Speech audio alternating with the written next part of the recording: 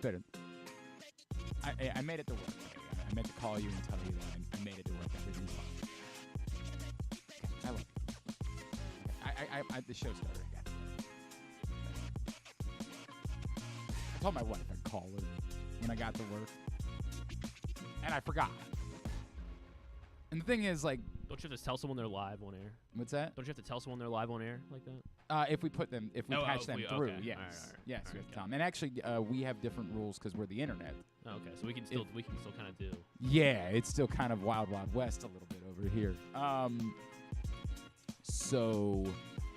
Oh no, actually, if we're recording them, and we are recording this, we have to tell them that. So, yes, I would have had to. That's the Maryland law is two-party recording. Like, both parties have to be aware that you're recording in order to record the call.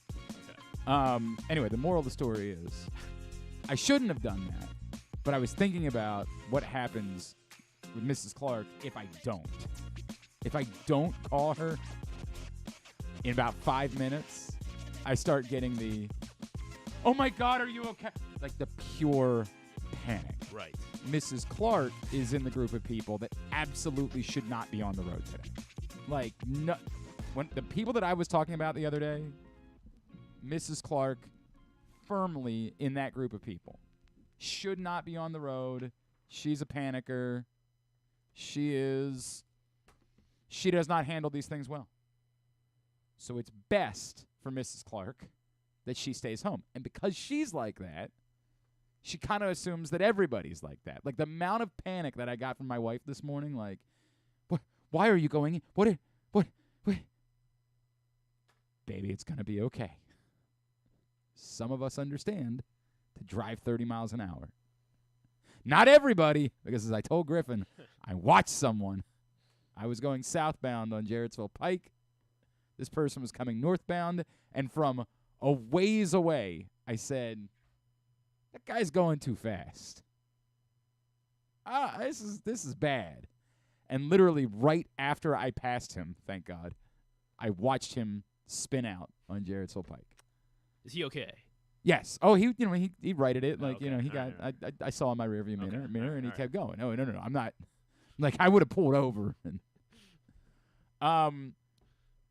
guys, look, if you don't have to be out today, I get it. Don't be out. It's fine, right? But like, it's not just us. It's not just media. Like, there are people. Stores don't all close. So if you work in retail, you might have to go to work today. Just drive slowly. Give yourself extra time. I left at 9 o'clock. I live in northern Baltimore County. I parked at 9:52. Just give yourself extra time. And drive slowly. That's it. That's my PSA for the day. That's what I got for you. Drive slowly. Be safe. If you can do everything from home, do everything from home. We wanted to get you ready for Ravens. I don't know if you heard, there's a playoff game tomorrow. I hear it's significant. I hear it's something that people care about. So we wanted to be here to help you get ready for Ravens-Texans tomorrow, and we are. In fact, I might even buy Griffin lunch for coming in. Really? Well, I mean, I don't know what's open, but we'll figure that out. I don't. Royal Farms, yeah. I'll happily buy you Royal Farms. You want some Royal Farms? We'll do that. Happy to be here. Happy to be here. A lot to do on the program, in fact. Stan's going to join us in a minute. Stan, Stan's at a different place in his life, and I certainly understood that Stan wasn't going to fight with this today. Chuck Pagano is going to join us, of course, our friend, former Ravens defensive coordinator, NFL head coach, 33rd team analyst. Always love catching up with Coach Pagano. He'll preview the game. Everybody's previewing the game today, right? Lisa Salters is going to join us, who once upon a time worked here in Baltimore at WBAL. Now she'll be on the sidelines for ESPN and ABC tomorrow for the playoff game.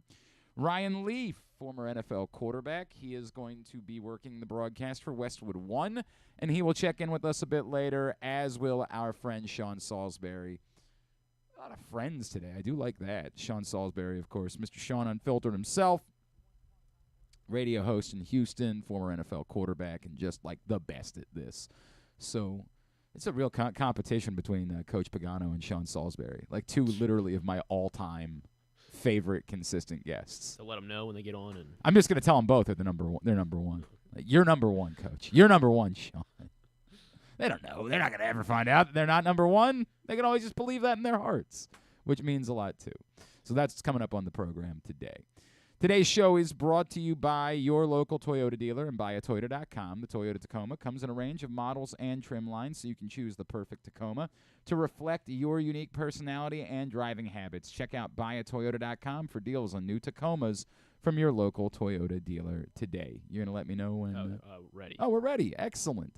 Joining us now, he is, of course, our friend and the Chief Grand Poobah here at Press Box. He is Mr. Stan the Fan Charles. Good morning, sir. How are you? I'm number one, right? Yeah, I mean, I don't know. You, unfortunately, you kind of know about that. You're a solid. You know what? I would say you're the bronze. You're the bronze Sal medal. Pal is number one. Oh, Sal's on the list too. Son of a. You got a lot of number ones. If we had to do like a top 10 one day, I have to think about it. Coach Pagano's so good. He's so good. And the thing about Coach Pagano too is he always asks to come on more. Like, although Sal Pal does too. Yeah, Sal Pal will reach out to Sal. This is a funny bit, Stan. Sal will text like Griffin, Kyle Ottenheimer, and Paul Valley every time he's coming to Baltimore to ask to make sure that he can come on the show that week. Sal's the best. He must not have my email. Yeah, we'll try to get him in touch with you, buddy. We'll try to make that happen. How you doing, pal? How you feeling? I'm feeling pretty good. I'm glad that I had the latitude not to deal with the roads today. You know, it's funny when you hear that it's going to start overnight and you got to get up like around 8 o'clock. You're sort of hopeful that, well, it's just starting now. I kind of got up at about 7:45 or something. I peeked out and I said, "This ain't happening." It just was. I completely understand. I totally get it, and we appreciate you hopping on with us for a couple minutes anyway. The thing I always say, if you're going out today, just be safe. Just drive slowly. Give yourself the extra time. Do not attempt to drive like you would drive on a normal day. And, yeah, to the point, I know this will echo that. If you don't have to drive in, if you're Stan the Fan Charles, don't. I get it. I really, I do. I understand. Don't do it. Because even if you can be safe, I understand the notion of keeping another car off the road for other people that have to be out there. You know, when I was a much younger man, the advice I always gave to people was to don't slam on your brakes. Oh. Pump your brakes. Correct. But now, I guess, with brakes the way they are today, they do the pumping for you. That's true. You don't really have to. That is a good point. To pump them, So are you going to the game tomorrow? No, I'm not going to the game tomorrow. Would you go next week? My brother has asked me to go, and I'm not feeling totally myself yet. Okay, this is still for those that don't know. Stan just had a bout with COVID, so that makes sense. Would you go next week if there's a game? Potentially. This is I also saw the temperatures are supposed to be climbing a little bit. Yeah, next week it's supposed to warm up. I do think there's some rain in the forecast next weekend, but I don't know about, we're still over a week away, but definitely next week it's supposed to warm up a bit. Let's just keep our fingers crossed that we're in that game a week from Sunday. I can't get over how I've had a few people tell me this week, Stan, that like as much as they want the Ravens to win the Super Bowl, the biggest thing is just getting this monkey off the back of having never hosted an AFC Championship game, which is really one of the like great anomalies in all of football, that a franchise that has been this successful and has played in this many playoffs and won a couple of Super Bowls, it is almost bizarre how it's worked out that they've simply never hosted a title game. It really is. It's quite remarkable, and speaks to the fact that one of the great things about Joe Flacco was he was a great road warrior. He was not in awe of the moment in places like New England and Pittsburgh.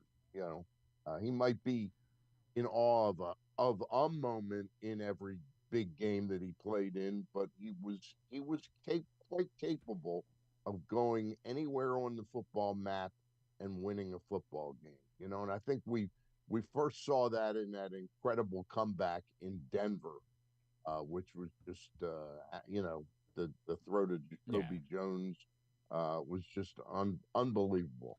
I think it also speaks to the difficulty, and I don't want to take anything away from the Chiefs of late or the Patriots of the previous era, Right. but part of their story was the division was easier. And like, it doesn't mean they weren't deserving champions. They're extraordinarily deserving champions. But they didn't have to contend with the Pittsburgh Steelers in their own division the entire time. The Patriots essentially were getting the better part of 5 to 6 free wins every year and almost a certainty of hosting playoff games because of it. The Chiefs have had largely the same benefit. Like, the Chargers have been kind of okay, but just kind of okay in the last few years. Like, these teams, it's so much more difficult to get a number 1 seed. It's so much more difficult to win this number of games when you have at least one truly high level of competition team in your own division, the way the Ravens have had over the course of the last 20 years. Yeah, no question about it. I think back to our history. I think the most remarkable playoff game was the game where it started in New England and Joe handed the ball to Ray Rice, 87 and, yards or whatever. Yeah, and it was over before it began. correct. I think this is a great path that the Ravens have to make it past these skeletons that are in the Lamar Jackson closet, and they're not deep-rooted skeletons, but they are doubts that you have about his ability to do it at moments like that. But this is set up this year that there really are no excuses. While it would be devastating not to make it to the Super Bowl or to lose the Super Bowl, I think just getting past that championship game here in Baltimore would be a big moment for him and for the club. Stan the Fan Charles is with us. Reminder that you can use the code StanCharles23 or Glenn Clark 23 when you sign up at superbook.com or download the Superbook app, and you'll receive up to $250 in a same-day first bet match, win or lose. Again, use the code StanCharles23 or Glenn Clark 23 at Superbook. Stan, it's a very fair point. I just used the term anomaly a second ago. I'm in a weird place in talking about Lamar Jackson in the playoffs because a lot of that to me is also an anomaly, right? Like the first year, we're really talking about one truly disappointing, truly heartbreaking, truly unacceptable loss. Judging him by what happened, correct? Tennessee game. That's the one, right? The year after that, they won a playoff game and then they lost a really difficult game on the road in the middle of insane wins when it was hard to do anything for either team. And J.K. Dobbins whiffs on a block that leads to a terrible interception, right? Like that. It's hard for me to judge the Buffalo game. It's hard for me to judge the Chargers game. The reputation that Lamar carries in the playoffs is built on one game. And so in a way, to me, it's an anomaly, right? Like, it's one game. Anybody can lose one game. But he still has to carry it. And he knows that, right? Like, and he doesn't hide from it. He's quite aware of it. I have such extraordinary faith in the way that he is playing and the way that he is seeing the game and how slow the game appears to be for him. Like, we have just not seen something like this. He looks like an artist right now. He looks like a symphony conductor running this offense that I just don't worry about that being a thing so much going into these playoffs. No, it feels like the relationship that he's developed in very short order with Todd Monken has been, a game changer for him, quite literally. You always felt that Greg Roman, while he had enormous respect and admiration for what he had, it was like he had a Porsche and they didn't have the other pieces to go with it. It wasn't souped up enough to really play at the speed that they should play at. And it always felt like he would send Lamar out there with one hand tied behind his back to a certain extent. This iteration of Lamar, first of all, has been greatly aided by the acquisition of Odell Beckham. No question. And Zay Flowers and, just the offensive line, the way it's played. I think having a really solid center, not taking anything away from former centers, Mm-hmm. but I think Linderbaum has really been a big help on this offensive line. I think there's no question. And depth. It's funny, Stan, because I brought on Josh Bynes the other day, in part because I just wanted to talk to him about what went wrong in 2019, right? And how did they avoid that this time? And I threw out the question, and it was sort of esoteric. It was, hey, is there a special sauce? Josh Bynes won a national championship at Auburn, won a Super Bowl with the Ravens. And I said, is there a special sauce? Is there something that you notice about how a team comes together that makes you say that's how you become a champion? Or is it really just you won the games, right? Like, is it nothing more than you might even get along. You could just show up and you win those football games, you become a champion. And the answer that he gave me was fascinating because he said if there's a special sauce, it's depth. Like, it's the fact that the teams that win the championships are the teams A great point. that have enough Great point. pieces. And you look at how much of the story that's been for this team this season, that when they've dealt with, it's not like they haven't had injuries. They lost 2 of their running backs. And yet, Yep. are any of us all that nervous about the running back position going into the playoffs? Nope. In fact, I'm excited to see what they might get out of Dalvin Cook.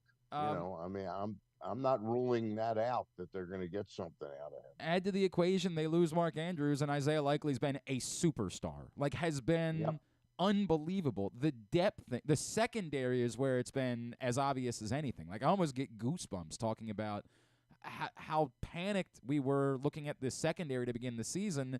And Brandon Stevens has been a star, and Geno Stone has been a star, and Arthur Millette has been a real football player. If depth is the secret sauce, if Josh Bynes is right about that thought process, then you have to feel very good about where the Ravens are going into the postseason.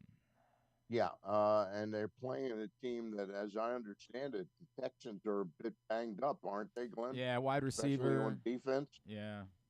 Yeah, they're okay. So on defense too, but I was gonna say they lost Noah Brown on top of already having losing Tank Dell at the receiver position. Now they still have Nico Collins, who's been outstanding, and Robert Woods, but that's about like where the Ravens are presenting 4 legitimate NFL wide receivers. The Texans are not able to go that deep at the wide receiver position going into Saturday's game. They've been banged up defensively as well.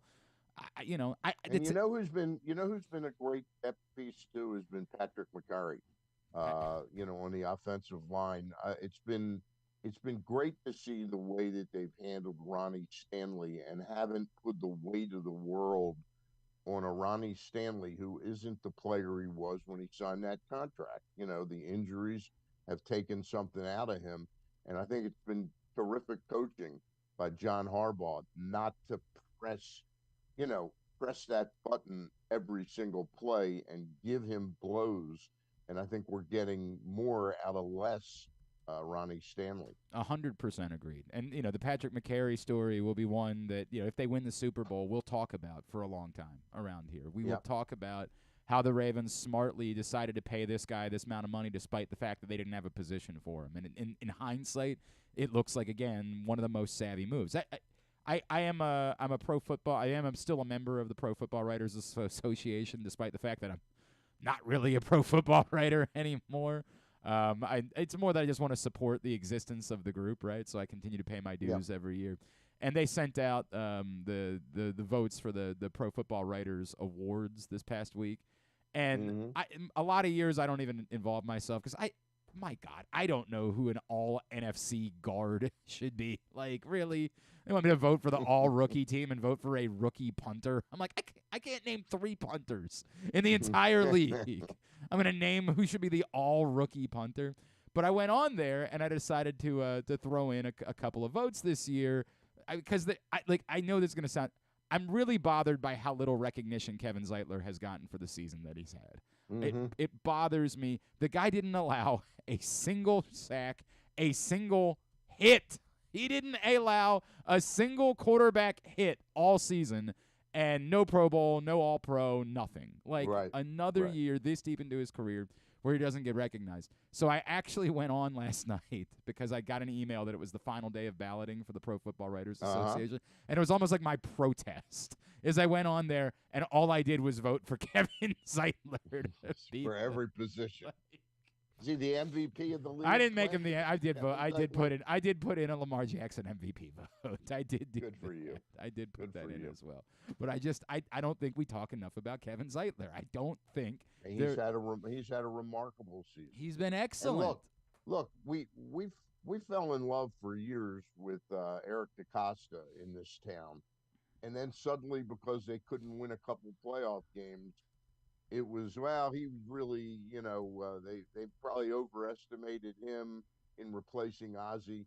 I mean, you got to really give him credit how he ended up getting the Lamar Jackson thing done despite so many seeming obstacles, and really set this thing in motion to really have a great comeback season by Lamar and the club. I would say he had a miraculous offseason. All things like Absolutely incredible. When you go back, and we did this exercise a couple weeks ago, Stan, when you go back and actually look at the number of moves that we thought nothing of, not nothingness. Some of them we thought, I think we all thought the Odell Beckham thing was interesting. Right. I don't think that Odell Beckham hits. Kyle Van Noy hits. Jadeveon Clowney hits. Arthur Millette hits. Raka Sin. Yeah, that would be one of the lower ones. But Ronald Darby certainly hit, right? Like Ronald Darby has been wildly helpful. Yasin, has barely played. Zay Flowers obviously has been a hit. Like you go back and look at this offseason, and it's almost impossible how well the offseason ends up looking in hindsight, given where we were, what our conversations were like back last April. Like last April, it was pandemonium. And now, as we view it in January, it was one of the greatest off seasons in Baltimore Ravens history, if not the greatest off season in Baltimore Ravens history. Eric DeCosta pulled like an inside straight. He needed about 6 or 8 things to go right, and seems like every single one of them did.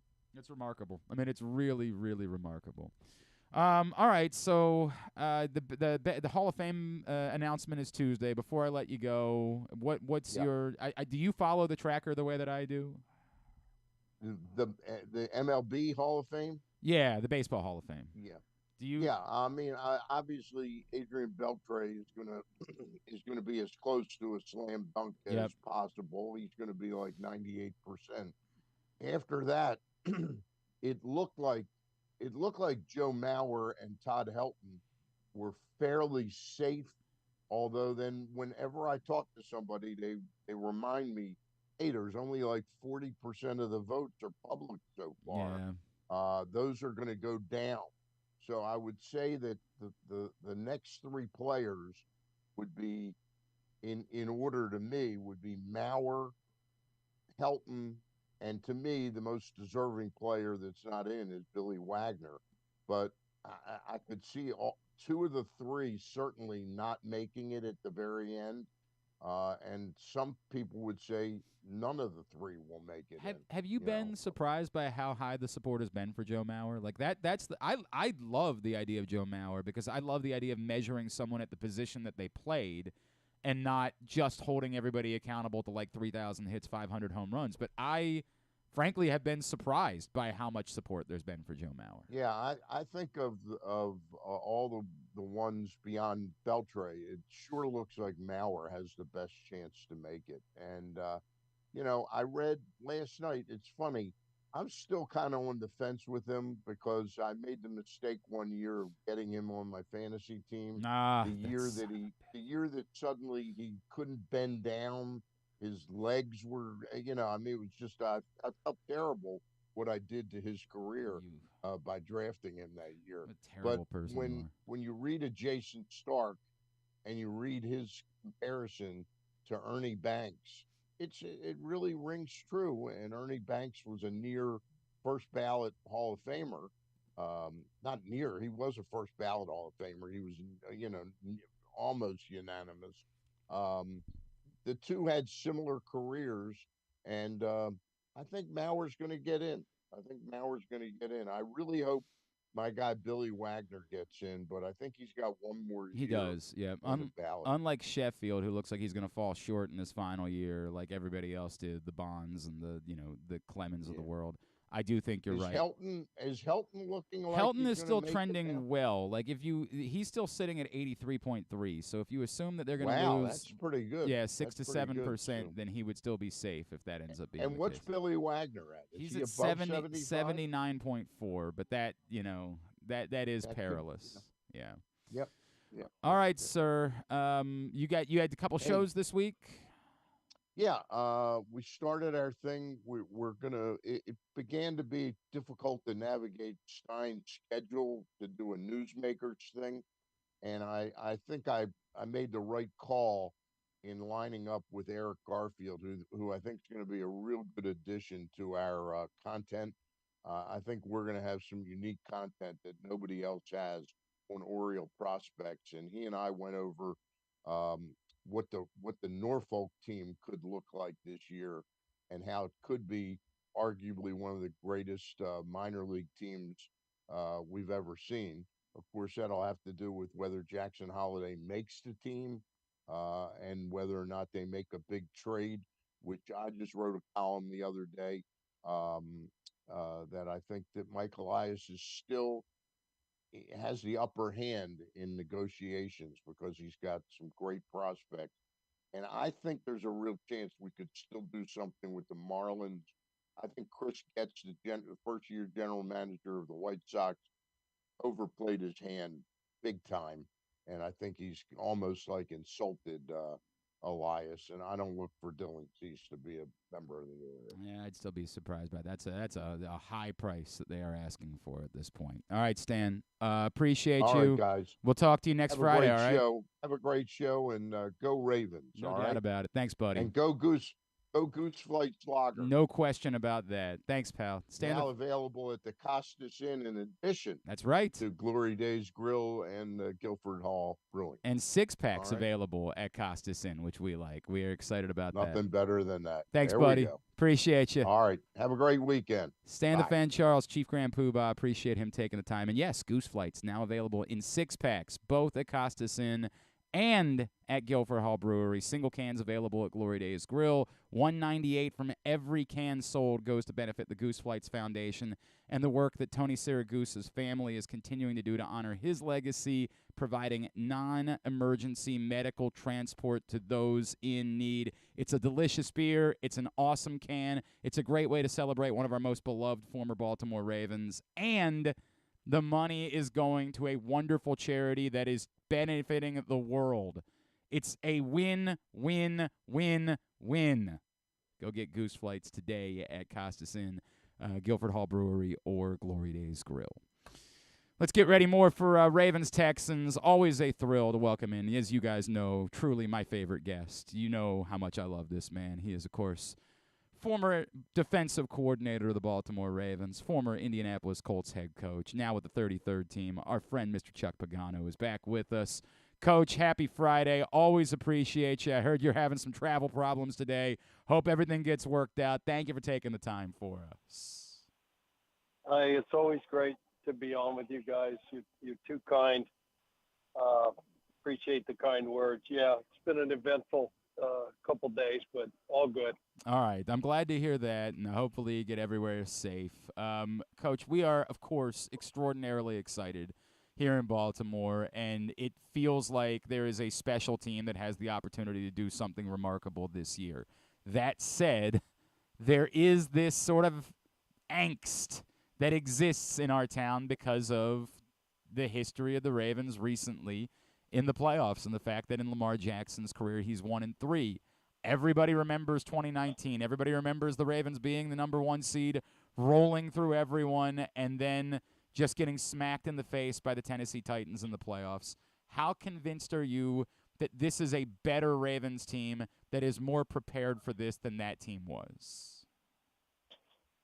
Yeah, you ain't got to sell me, on it. I think there's always that angst because maybe you've been sitting around for a couple weeks, the guys haven't played. A lot of the starters haven't played in 3 weeks. They didn't play in week 18, right? And then you got the bye, et cetera, et cetera. But I trust John Harbaugh. I trust that staff. I know they did what was right by those guys, as far as practice goes, as far as their preparation. Lamar's not the same dude. Yeah, he won the MVP unanimous in 19, but he's a different Lamar. He's got a new play caller. Todd Monk has done an unbelievable job. You got a ton of talent around this guy. Some say he didn't have the weapons back then that he has now. Mm-hmm. Maybe Mark Andrews gets back. OBJ, Zay Flowers, Bateman, Gus Edwards, Justice Hill. I mean, you've got a ton of guys. The offensive line's playing well. This defense is, one of the best, if not the best, in the National Football League. You got studs everywhere. They're going to miss Marlon, but I think I just don't think this team's going to be denied. I think they're on a quest for something very, very special, as we all know, and we know what that is. So they got a young, talented, Houston Texans teams coming in. They're not going to take them lightly by any means. They played them in week 1. They understand this quarterback that's coming in. They understand the head coach, his mindset, his mentality. They don't know what they don't know, is what everybody's saying, playing with house money. So they'll take care of business, but you can understand why there's some angst. You mentioned the Texans. I watched your video for the 33rd team the other day, and I in no ways believe that you can be dismissive of the Texans, right? Like, C.J. Stroud is playing at such a bonkers level for a rookie. I don't know that we've ever seen a rookie play at this level, and there's talent everywhere you look, and DeMeco Ryans is a hell of a coach. What would be the path, Coach? Like, what would this have to look like what would have to go right for the Texans? What would have to go wrong for the Ravens tomorrow for the Texans to be able to keep this train rolling and come into Baltimore and spring the upset? Well, I just think how this game starts, if you just look at that tape and you just look at what they did to the number 1 defense in the league in the Cleveland Browns a week ago in Super Wild Card Weekend, right? But we all understand the Browns defense, is much different on the road than they were at home, giving up almost 30 points a game on the road. So the way this game starts, if we get off to a fast start, if the Ravens get off to a fast start, they take care of business. Do what they're supposed to do. Don't allow this team to have, any success early, and do what they're supposed to do in all 3 phases. Then this game should go according to the pundits, the odds makers. We understand what the line is and all that stuff, but Houston's going to come, and they played well the first time they played. I mean, it was a 7-6 game at half, right? Yep. They moved the ball. CJ threw for 242 yards, 245 yards, right? They couldn't get in the end zone. They had to settle for field goals. Ravens came out, got those 2 touchdowns in the third quarter, and then, the rest is history, and did a good job, obviously, of keeping them out. But if Houston has some success early and they get rolling, because they're going to come in confident, they're going to come in, feeling good about themselves. They got playmakers. They've got the quarterback we all know who's had the best rookie season in the history of the game. He's certainly not going to be afraid. He's not intimidated. He's cool as a cucumber, and he's got dudes around him. They got skill, and they got a defense that's got some players on it, and they're athletic. They can rush the passer. They got to Lamar in week 1, sacked him 4 or 5 times, I think, and so you got to start fast, and you can't allow a team like Houston with the talent, with the quarterback, with their mindset, the way they play, to come in and have some success early, because then you don't know. I mean, they get it to the fourth quarter and it's a 1-score game, 10-point, whatever. Then you're holding on to your rear. Yes, Chuck Pagano, old habits died hard, as he, dropped in the "we" when he was talking about the Ravens, which I think we all enjoyed. Always. Coach, I wonder if you could, because I worry. I'm almost finding myself like flummoxed talking about what I've seen from Lamar Jackson this year. Like, I have a faith in this young man and a belief in this young man that goes beyond almost anything we've ever seen in this town, right? Like, it's Ray Lewis and Lamar Jackson and I guess maybe Justin Tucker, right? Like, I feel like I'm watching an artist. I feel like I'm watching a genius in the way that the game has slowed down for him and the way that he is seeing the field and the decisions that he's making. And no, he's not every throw is perfect, but, that's an impossible standard that no one could ever live up to. I worry that I'm getting carried away in how I talk about it, and I'm saying reckless things. Like, I compared him to, Aretha Franklin filling in for Pavarotti singing opera that diamond. Like, that's how brilliant Lamar Jackson looks to me right now. Am I going too far in how I'm looking at it, or is there something to be said that it's not just he's playing it? I just feel like there's something almost transcendent about what he's been doing.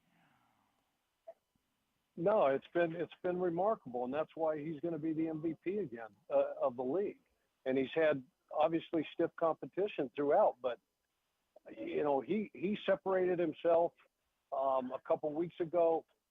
No one would argue with you to your points and how you're throwing flowers at Lamar, based on the way that he's played. I think again, Todd Monken, this offensive staff has done an unbelievable job. What he's doing from the pocket now. As a passer, coming in the league, everybody said he was never going to be that dude. We knew the athleticism there. We knew the damage he could do, with his legs, whether it's a designed quarterback run, a zone read where he pulls it, the extended plays when the play breaks down in the pocket. But what he's doing from the pocket now, and the way, he's elevated everybody else's play around him. But he's just been outstanding. And you don't have that. It used to be like he drops back and then he's sitting in there, the pocket's closing down on him, they're coming on him, and you're just scared to death like he's going to let this thing fly and something bad's going to happen, right? You don't feel that way anymore. The trust factor is like off the charts right now. And then just his uncanny ability to manipulate the pocket when things aren't there, and to extend plays and avoid rushers, all those kind of things. I anticipate Houston's got to have some type of spy plan for him. They're going to have to be super disciplined in their rush. And then in the back end, they're going to have to cover, there's scheduled plays that the ball's going to come out and he's going to hit his, third step, his fifth step coming off play action, whatever. But then when it doesn't, and you got to cover for 5, 6, 7 seconds, because he's got his eyes down the field all the time. He's been nothing short of spectacular.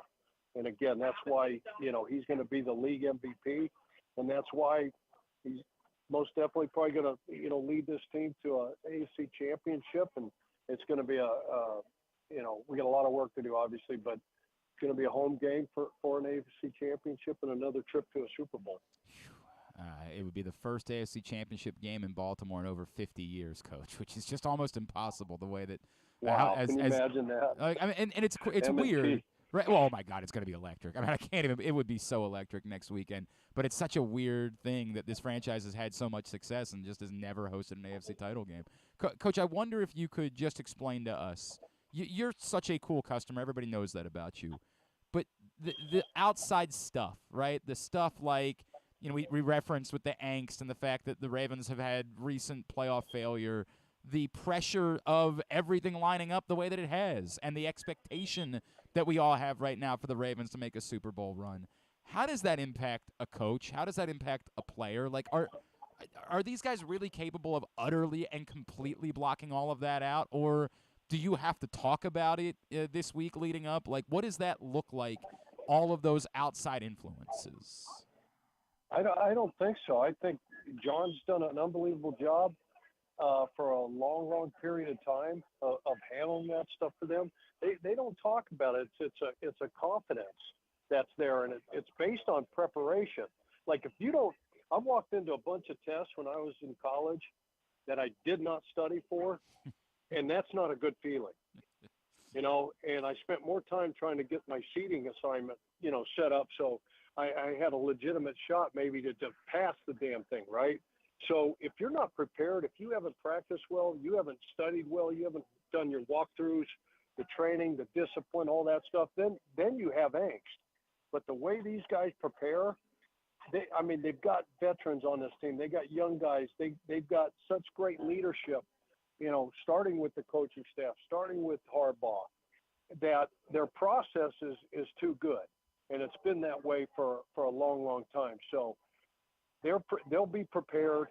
They'll right up until kickoff, and then for 60 minutes during that game, making the adjustments, the critical adjustments that you have to make based on what you're seeing, what you haven't seen on tape. They'll be prepared. And the angst only comes, like I said, when you haven't done what you're supposed to do leading up to the game, the preparation stuff. Because once the hay's in the barn with this group, man, they're going to go out there. They're going to let the fur fly, and they're going to be flying around. It's going to be exciting. All right, before I let you go, Coach, you referenced it's possible Mark Andrews comes back, but I just wonder if you could describe what you've seen from Isaiah Likely, because, again, I don't want to go too far, but the way this young man has played in this spot with Mark Andrews being sidelined, I'm convinced this young man is a superstar as well, and that this might be the greatest, when these guys are on the field together, we might be looking at the best tight end duo that the NFL has seen since Rob Gronkowski and that other guy that we don't talk about anymore. Yeah, because we were all he's been phenomenal. He's taken full advantage of this opportunity, right? Because we've been all waiting. Like, we saw this guy. Yep. You see him in warm-ups, and you're like, what the hell's wrong? Can this guy not learn a playbook? Does he not understand? Is he not doing what he's supposed to do? And granted, Mark's there, and you got other guys, but boy, is he taking advantage of this opportunity, and such a talented guy. And it's like he's covered, but he's not, right? When you got a frame like that and you got the length like that and the hands, you just throw that ball to him, and the 50-50 balls, things like that, he's going to come down with them. So he's done an unbelievable job. And for young players, sometimes it's just that opportunity that you need. And and you never want to see a guy get injured, and you never want to see a guy be out of there. But sometimes when that happens, and then it's like, okay, this is on me now. All right. So you meet those expectations. You understand what those expectations are. You prepare your tail off. Obviously, he's done that. And then you go in and you take advantage of a situation which he has, and you just flourish and all that talent that he has. And you can see him, he gained confidence. So, yeah, I just think he's done an unbelievable job, like you're saying. But just this opportunity that he's gotten, he's taken full advantage of it. Coach Chuck Pagano, always appreciate you, sir. Here's the thing. I need you to come back to Baltimore because we just partnered with Tony Siragusa's family on a new beer called Goose Flights, and I need you to come back to town so I can take you out for a Goose Flights lager, all right? Boy, obviously, miss the heck out of him. We all do. What a stud. Love the family. Love his son. Got to spend some time with him, before Anthony passed, unfortunately, and I'd love to come back there and share one, toast him. We got to make that happen. We will figure out a way to do it. Coach Chuck Pagano, safe travels today, sir. Always appreciate you taking the time for us. Appreciate you, man. Take care. Man, if we do these power rankings, it's going to be really tough for me. It's going to be so tough for me. I don't want to do it. Because then I was thinking, too, about, like, Ian and Kevin Harlan and Jim Nantz, who have always been good to us. This is impossible. I don't want to do the power rankings. God, every time. When has Chuck Pagano ever come on with us and not killed? Just been wonderful. I mean, like, Louis Riddick killed the last time he was on. Louis Riddick. My soul is still stirred by talking to Louis Riddick. But he doesn't get to come on as frequently. Coach asked to come on more frequently. God, he's the best. He's the best. Love Coach Pagano. Appreciate him. We're going to go hour commercial-free in this first hour here on GCR. That's our gift to you on a snowy Friday here in Baltimore. Thanks for hanging out with us. We're trying to get you amped up, get you excited for playoff football in Baltimore tomorrow. It's not going to warm up enough for the snow to melt. They're going to be packing the snow somewhere. It's not overwhelming. It's not like it's 6 inches is when it becomes a problem. I've said that for a long time. 6, and it's an issue. Short of 6, you're okay. But they're going to have to put it somewhere in order to clean out all these parking lots and all these walkways and everywhere the people needs to get. That's going to be an issue. They're going to have to deal with that tomorrow. Maybe we're not going to go commercial free. All right, I lied. We're not going commercial free. We're going to take a break here. But then we're scheduled to be joined by Lisa Salters from ESPN on the other side as we continue to get you ready for Ravens-Texans tomorrow in the divisional round of the playoffs here on Glenn Clark Radio.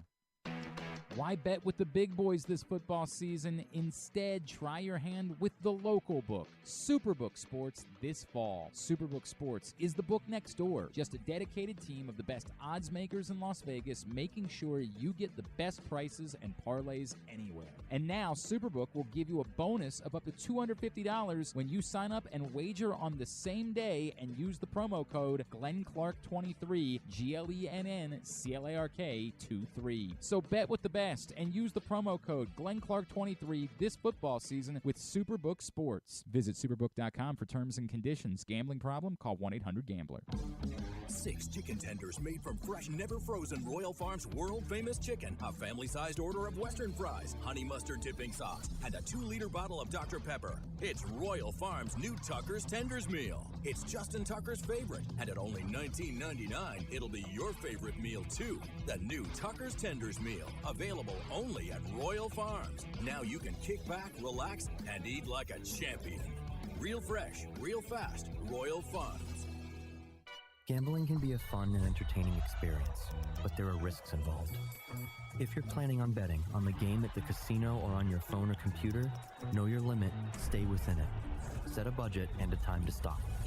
Remember, gambling isn't a financial solution, and it doesn't mix well with alcohol or drugs. Know the risks and have a plan before you begin gambling. For free and confidential services, call 1-800-GAMBLER 24/7 or go to helpmygamblingproblem.org. Jeremy Kahn here. The ultimate sports betting experience in Maryland is at the Green Turtle Bet Park Sportsbook. Join me at either location in Canton or in Towson and place your bets in person and be a part of the action. It's the best in-class sports wagering experience, complete with the ultimate TV package, ensuring you can catch every game all day, every day. Their state-of-the-art facilities bring Las Vegas energy right here to Maryland just in time for postseason football. So visit the Green Turtle Bet Park Sportsbook in Canton and Towson and elevate your game day experience and hang out with me to bet, watch, and win at the Turtle. Hey Ravens fans, looking for the perfect new game day brew? Get a Guilford, Baltimore's finest craft beer during the next home game at the bank. That's not all. Gather your flock next home game and check out Guilford Hall Brewery's brand new bar, the Gilly Nest, located near Section 505. No tickets? No problem. Enjoy all Ravens games all season long at our restaurant and brewery in Station North. Guilford Hall Brewery, European tradition, Baltimore charm. Make sure you tuned in every Tuesday for Pressbox Fantasy Football Analyst Joe Serpico to get you ready for your Waiver Wire Wednesday, brought to you by Live Casino and Hotel. And if you have other fantasies you want fulfilled, subscribe to Glenn and Jeremy Kahn's OnlyFans page at... Wait, are people supposed to know about that? Did you see Jeremy, by the way, go out in the in his Speedo this morning? Wander over to Facebook, apparently, over at Odyssey today. Jeremy Kahn brought a Speedo and just went for a run in the snow. You know. Which is, in this, I mean, this is what you do. Why wouldn't? The funny part is, I say he brought his Speedo. I'm not convinced that he doesn't just wear the Speedo sometimes. It's a non-zero chance that today was just a Speedo day at Jeremy Kahn's house. If you go to Jeremy's Facebook page, you can see that as he was out for a run. Friday edition of Glenn Clark Radio. We are getting you ready for a big game tomorrow, Ravens-Texans. Speaking of big games, did you get some American dollars in last night? Yeah, Towson. Big win. Oh, yeah. Big That was a win big win. on the road, 82-78 at Charleston. They really were comfortably ahead in the second half. Like, it was a very emphatic. I know it ends up, seen as a 4-point game, but they had some distance in the second half. They had that free stretched throw out shooting, definitely. They have to build on that. They had that stretched out to double figures in the second half. Like, that was an emphatic performance on the road for Towson, much needed. As we've talked a lot with Patrick Stevens about them trying to stay closer, out of that center of the CAA that's all kind of bundled up they're trying to get a little separation into the upper half of the CAA and make sure they get and one of those top 4 seeds in the CAA tournament. So a much, much needed road win at Charleston. They're back at home tomorrow. Quick turnaround to host Campbell. A lot of teams did this in the area, scheduled their games for like 4 o'clock, 5 o'clock, and didn't choose to move them. There's a part of me that understands that, like, there's a lot of people involved, a lot of parties involved, but, like, do you want people to go to the games? Do you want people to watch the games? Don't play them at the same time as a Ravens playoff game. Just a suggestion, not a sermon, just a thought. I understand these are difficult weekends because you don't know what time the Ravens are going to be playing. Like, next Sunday, the Ravens, no matter what, if they win, they're playing at 3 o'clock next Sunday. That's the way it's going to go. This weekend was a little bit more difficult to prepare for. But I just feel like once you see it, then maybe you say, noon seems like a good time to play a basketball game tomorrow. Maybe we do that. Again, not a sermon, just a thought. Not the only ones that are having that issue. Also, a nice win last night for UMBC. Got their first conference win of the year as they beat Maine at home. Gritty win for them. So nice little night of hoops locally. And it's a fun rivalry weekend. Again, this is the bummer of, why couldn't the Ravens just played on Sunday? Why couldn't that have worked out? They get the Sunday game. Army-Navy, Morgan Coppin, fun rivalry weekend in local hoops, unfortunately kind of drowned out by the other thing that's going on that I hear is a bit more significant. From Dan. Dan says, was listening to you guys talk about your nerve. Oh, yeah, Rita and I were on The Fan last night, and we did a segment about nerves. And I said, I don't really have any. I mean that. Personally, I'm not trying to go crazy. I'm not trying to say, I'll bet my house on the Ravens tomorrow. I genuinely have no nerves. I am openly making plans to prepare for AFC Championship game. Frankly, I am openly making plans to prepare for the Ravens being in the Super Bowl. And, we say I'm not trying to jinx, Stan was talking about that earlier. You don't want to jinx anything. You don't want to, get back to me next week when the opponent is, Buffalo or Kansas City if the Ravens win on Saturday. But I am so comfortable, and it's so much about Lamar. Like, it's just so much based around the confidence that I have that if he has anything to do with it,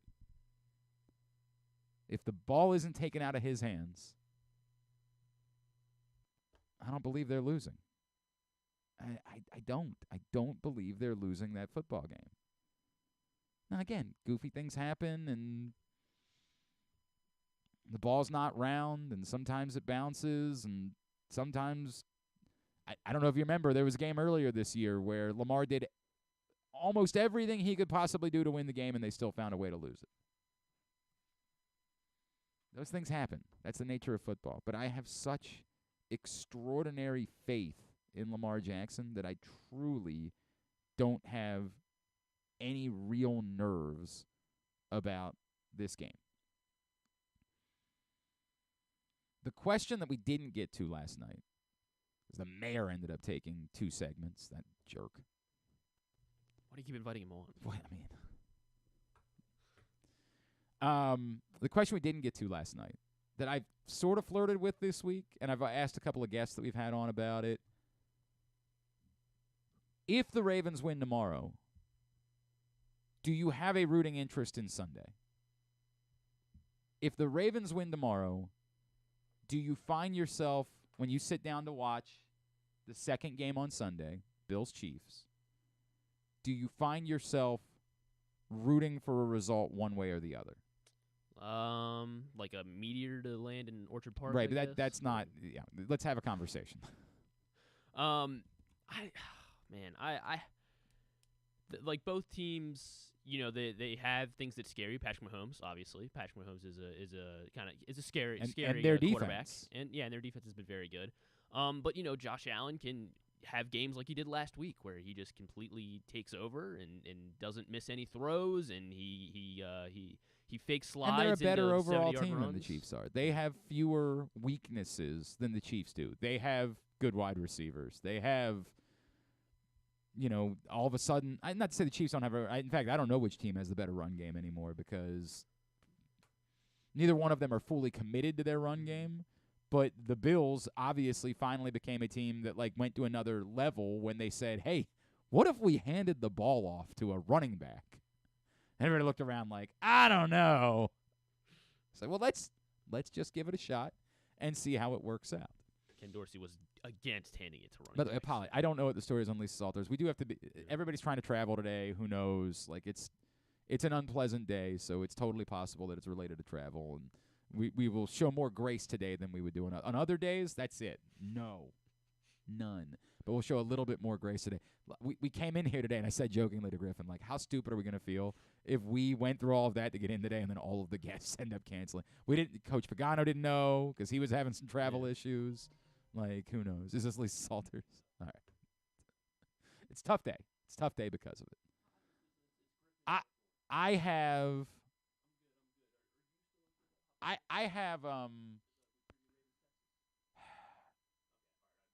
I don't think I have a rooting interest.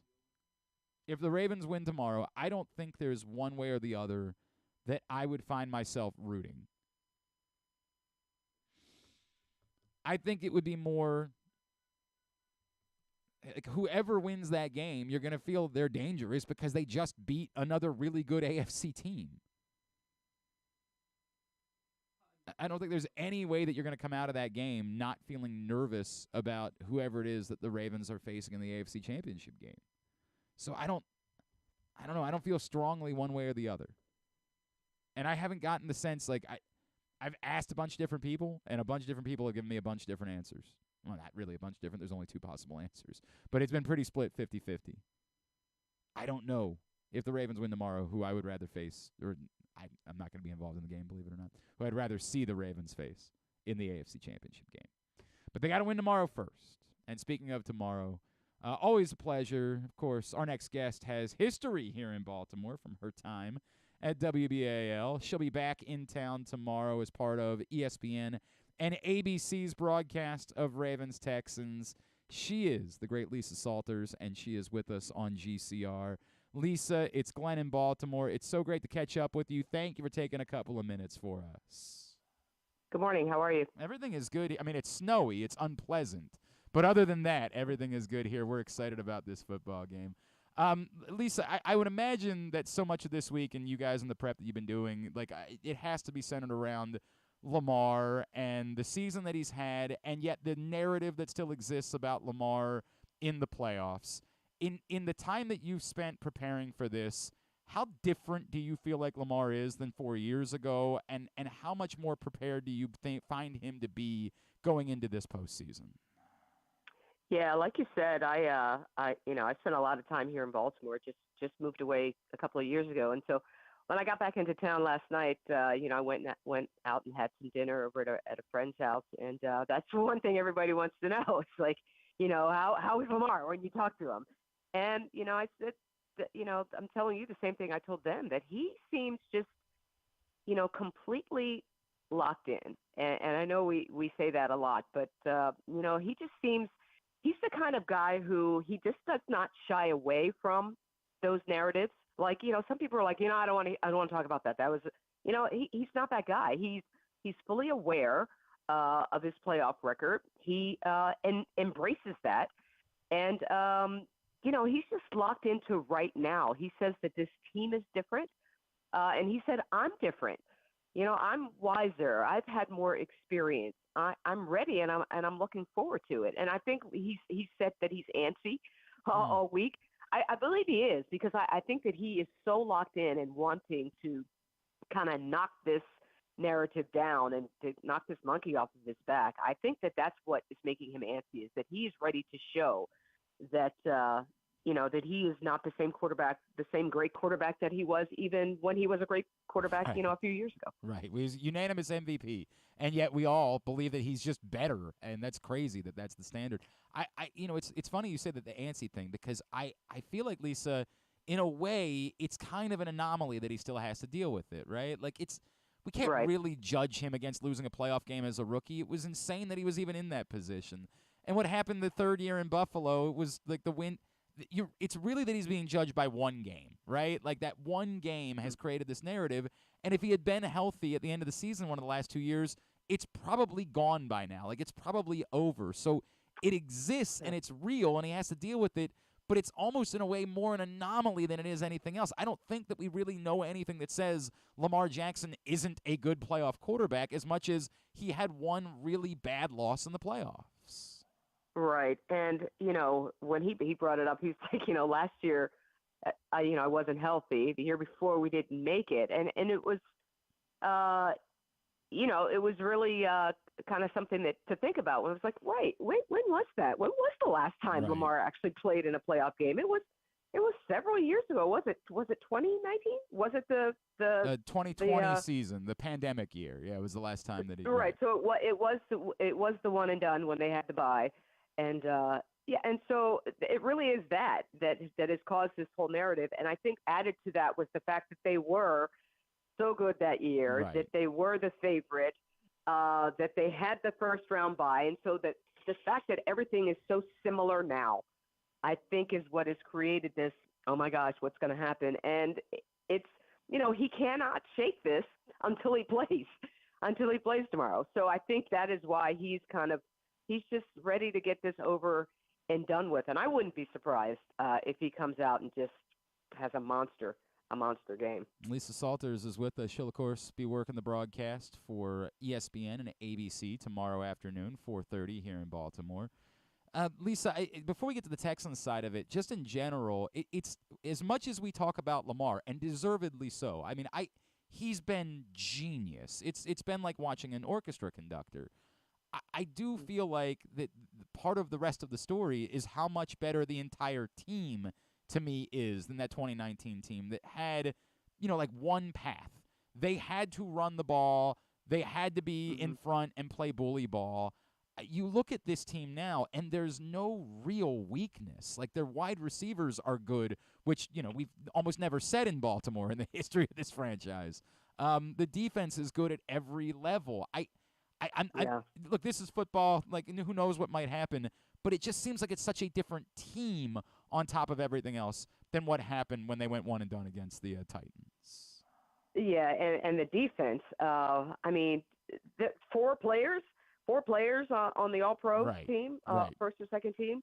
The defense has just been lights out. And I was talking to Roquan Smith yesterday, and he was just saying that the unit, just everyone is kind of feels. I asked him what he meant when he said earlier in the week that we're like a pack of hungry dogs, and he said it's just like we don't really care who gets the credit on a play. It's like when a pack of dogs find something and they go in for the kill, then everyone just kind of swarms around and everybody eats.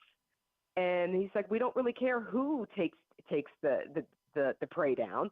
We're just all there and, sharing in it together. And I would say that, this Raven, as good as Lamar is and as well as the offense has been playing, I would argue that the defense is playing even better. I get it. I mean, Kyle Hamilton has been a revelation, is a true superstar. To your point, Roquan, it's going to go down as one of the greatest moves in Baltimore Ravens history. He's just been so brilliant. The defense, and Justin Madubuike, like, what a story that is. They've been so good. Lisa, on the flip side, and I keep saying all week, I am not dismissive of the Texans. It's clear there is a there. Like, there is something special that has happened in Houston. I have so much faith in the Ravens that, admittedly, the part of me that's a fan, I'm not very worried, but it's not because I'm dismissive of the Texans. How dangerous are the Texans as they come to Baltimore tomorrow? Well, they're hot. So any hot team is a dangerous team.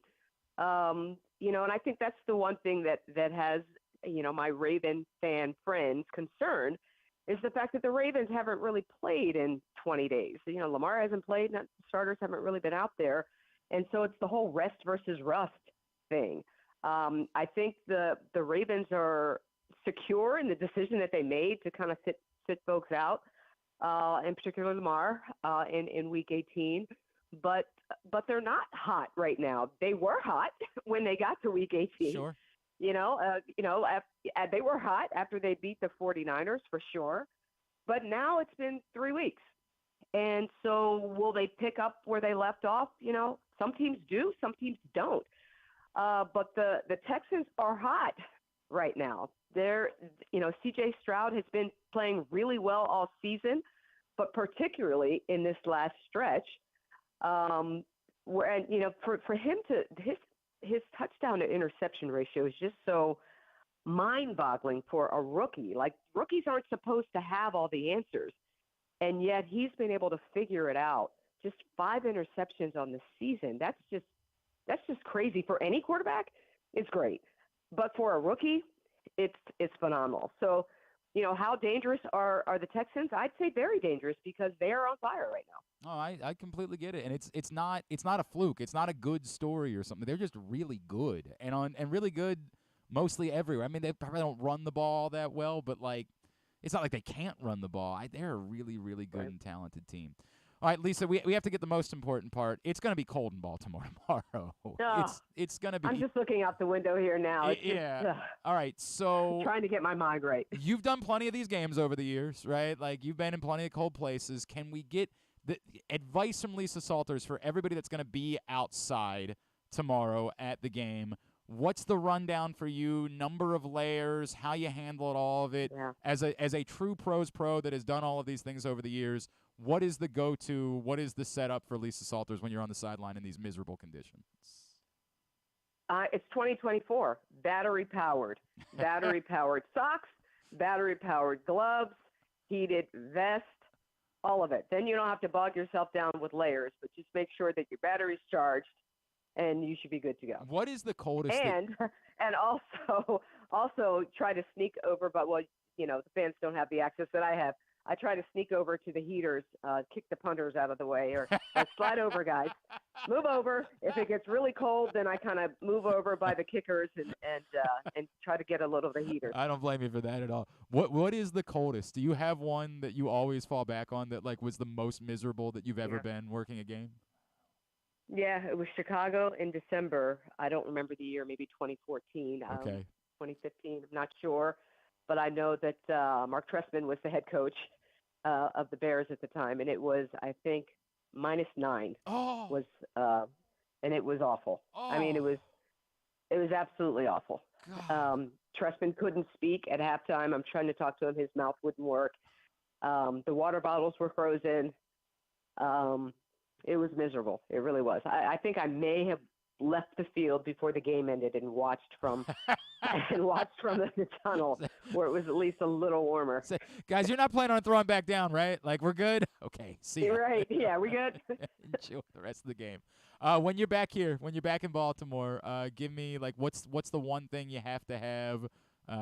Is there crabs. somewhere? Crabs, just cracking crabs, just sitting around. Yeah, absolutely. And I'm trying to think, like, what's going to be open. But, yes, definitely. I love it. Friends and crabs. Lisa Salters. It's so great to have you back. Obviously, we're all very excited around here, as you can imagine. Thanks for taking a couple of minutes for us. Please stay warm tomorrow and enjoy the game. All right? Likewise. Thanks, Lisa. All right, thanks for having me. Lisa Salters, ESPN and ABC, of course, will be on the sidelines tomorrow for their broadcast of Ravens-Texans. I've never done battery-powered socks, battery-powered gloves. Is that a thing? Is that do they last the whole? I'd be terrified of that. Like, I'd be terrified of, like, Lisa, to her point, like, she could probably go plug them back in at halftime or something like that. Like, go back under the concourse. Well, I mean, yeah, like she said, it's 2024. You got to have 3-hour. But have you ever batteries. Have you ever tried wearing? I've never done it. No, I've never done it either. See, this is the problem for me. It's over for me. Like, I'm never going to be doing this again. Like, it's just not going to happen. In fact, when they announced Jimmy Eat World was playing at halftime for everybody, one of my 5 favorite bands of all time. And for a second, I was like, It's not even gonna be like. let me see how just how cheap these tickets are, how much these prices have crashed. Because if you haven't been paying attention, the ticket prices have Plummeted. crashed this week. I think that people start gobbling them up today. I think today will be the day where, like the dads, Brads, and Chads, they'll say, "Oh man, $70, I can go to a playoff game. All right, I'm in." Like, I think that there'll be some movement on that today. But they've completely crashed the ticket prices. Like from last week, $300 down to $80 yesterday, and I haven't looked today to see if they've come down any further. But I do think that there'll be a number at which the buyer's market will hit again. I say that to say, when they announced Jimmy Eat World, there was a small part of me that was like, well, maybe, maybe. Well, definitely, actually. And then I said, no. Come on. No chance in hell. It's funny because Tim Barbalace asked me last night. He was like, would you just go if Jimmy Eat World just announced they were playing a show tomorrow at noon, but it was outside, would you go to that? So like today at noon. Yeah, today. Okay. If after the show today, like I could just go wherever because I love Jimmy Eat World. Like you got to understand, really one of my favorite bands of all time. Band that means a lot to me. Like, helped me out during some tough times in my life. And I kept thinking to myself, I probably would. Like, but I don't know that now anymore. I don't know. Like when I was a younger man, yes, but I was a younger man, I would have gone to football games in this weather. I don't know. I don't know is the answer, but I think it's over. I don't think there will ever be a time where I will be spending significant time outside in the cold again. I just think those days are over for your boy. I think that's the case.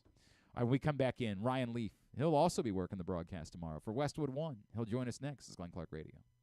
Hey, it's Jeremy Kahn. This postseason, bet in person at the Green Turtle Bet Park Sportsbooks with locations in Canton and in Towson, and enjoy the best in-class sports wagering experience at their state-of-the-art facilities, bringing an unmatched sports betting thrill.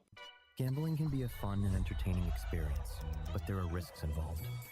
If you're planning on betting on the game at the casino or on your phone or computer, know your limit, stay within it. Set a budget and a time to stop. Remember, gambling isn't a financial solution, and it doesn't mix well with alcohol or drugs. Know the risks and have a plan before you begin gambling. For free and confidential services, call 1-800-GAMBLER 24/7 or go to helpmygamblingproblem.org. Make the most out of every day in your Toyota RAV4, available in hybrid or gas-only models. A RAV4 can get you where you want to go in style. Check out buyatoyota.com for deals on new RAV4s from your local Toyota dealer today. There's so much focus on sports betting these days, but I want to talk about an area that nobody wants to gamble on, where you choose to go out and spend your hard-earned dollars to eat. The Costas Inn is no gamble at all. The quality on their menu is outstanding, and the value is off the charts with a great and varied list of specials Monday through Friday. And the staples of the menu, whether it's salads, burgers, fish, they're all fantastic. And I haven't even mentioned the crabs or crab cakes yet. So check out the menu for yourself at CostasInn.com. When choosing a place to dine, never gamble on the food you put in your belly. The Costas Inn at 4100 North Point Boulevard, or call 410-477-1975 for reservations and your steamed crab orders. 6 chicken tenders made from fresh, never frozen Royal Farms world-famous chicken, a family-sized order of Western fries, honey mustard dipping sauce, and a 2-liter bottle of Dr. Pepper. It's Royal Farms' new Tucker's Tenders Meal. It's Justin Tucker's favorite, and at only $19.99, it'll be your favorite meal too. The new Tucker's Tenders Meal, available only at Royal Farms. Now you can kick back, relax, and eat like a champion. Real fresh, real fast, Royal Farms. What company has the expertise to make your home healthier by purifying your air and killing all viruses, allergens, and bacteria? A.J. Michaels, Heating and Air Conditioning in Baltimore and Annapolis, ajmichaels.com. Don't forget about Project Game Day after every Ravens game this season. It's kind of like this show, except Rita's also there, so I actually think it's pretty good. But hey, you're already here now, so why don't you go ahead and keep listening to GCR. All right, back in here on GCR, Ian Rappaport has just tweeted out that if you got your hopes up about about Mark Andrews, it's time to slow down. Quote, not yet. The Ravens are not expected to activate star tight end Mark Andrews from injured reserve to play against the Texans, as he's not quite ready to return from a significant ankle injury. Perhaps next week, as a potential AFC Championship game appearance was always the goal. I'm not that surprised. Honestly, I'm not that surprised. And the reason I'm not that surprised is, and it was funny because after the show yesterday, John Colson came in. You think this is just them playing poker and wanting to mess with the Texans? I don't. I think they wanted to have Mark Andrews put in a ton of work before he got back on the field. I'm not that surprised. It's almost absurd that he's even in the position where it's a chance. Also, I'm not all that worked up about it. Isaiah Likely's been phenomenal. The Ravens have been throttling teams without Mark Andrews. So it's a bummer because, God, you'd love to see what it looks like with both of them on the field playing the way that Isaiah Likely's been playing. And, again, maybe next week might be the option. But according to Ian Rappaport, not yet. Ian Rappaport says the Ravens are not expected to activate Mark Andrews from injured reserve to play against the Texans. Presumably means that at least for now, Ardarius Washington probably takes the other roster spot with Devin Duvernay, and then they'll deal with it next week. And if somebody were to get hurt, that would open up a roster spot that they'll look at what they need for Mark Andrews a week from now.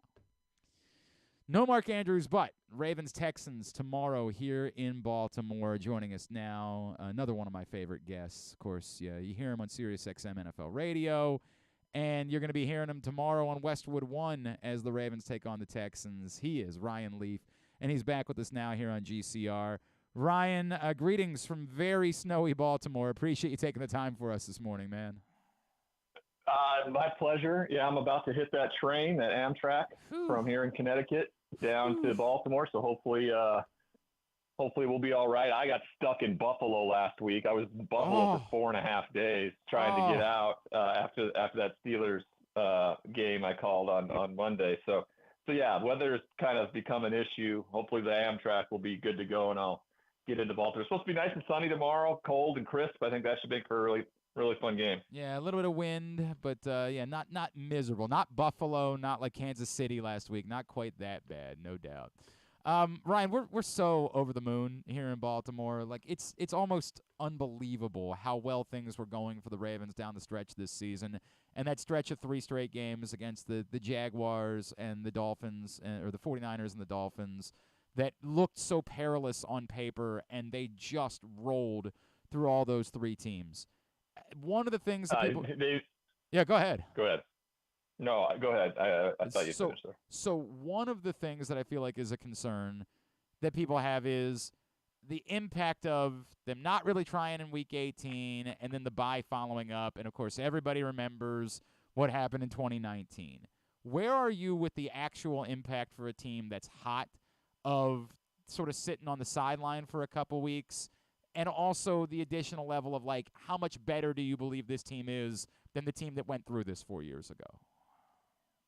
I think it's night and day in comparison to how I feel this team is better than what it was 4 years ago. Lamar Jackson only in his second season, experiencing the playoffs for the first time. How do you prepare, in the Greg Roman offense where, if you really put him in a position inside the pocket to be a pocket passer in year 2, he wasn't going to be the same type of player where there's nothing you can do right now. You can get everything right as a defensive coordinator. You can execute it scheme-wise. You can be in the right position, the right gap and everything, and he'll still figure out a way to beat you. That's how much better he's gotten. And I also, and you could probably speak to this a little bit better than I can, being around Baltimore and around him more often. I just think he's having so much fun playing football. I think over the last 2 years with the contract problems, the injuries that mounted, he didn't seem to be having the type of fun that he's had this season where he's enjoying every single minute. I do not have the same type of fear around 3 weeks off, essentially. I think this couldn't have come at a better time for this team in terms of getting healthy. Sounds like, to your point, that Mark Andrews is not going to be activated. I would have loved to have seen that in 2 tight end sets, but guess what? Where it's going to be needed, whether that's against the Chiefs or the Bills next week in the AFC Championship, you're able to roll that formation out, that scheme out. I think that would be a problem if that's the case. I would love to see him get in this game and kind of get his feet wet. But John Harbaugh and that athletic staff are going to do what's best for Mark and give him the best opportunity to be at full 100% when he gets out on the field. Can you try to give me your best scientific guess, Ryan, to all of these factors? We talk what you say with Lamar and having fun. 1,000%. How much of it is, what we've seen from him this season is just his overall improvement? How much of it is a different scheme with Todd Monken? How much of it is just having really good playmakers on the field? And I'm not trying to be negative towards what the Ravens have done in the past, but they have 4 legitimate NFL wide receivers on the field right now, going as deep as Nelson Aguilar. It's never happened in Ravens history before that they've gone 4 deep at the wide receiver position. How much have those various factors played into what we've seen from Lamar? Well, I think like anything in a team game, all of those play a factor. Now, whether you want to add percentages to each, the one that's going to sit at the very top is Lamar Jackson. Is going to be the highest percentage. And then I would say Todd Monken is the second highest percentage of what this is. And then I would say the wide receivers. This is not a referendum or a slight against these wide receivers in any way, shape, or form.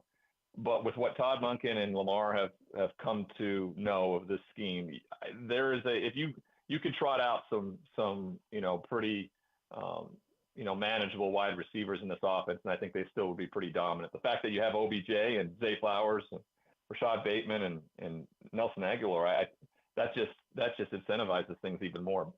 So it really is about Lamar and Todd Monken and what he's brought to the table. You go back and just look what he did at Georgia the last 2 years in terms of scheme.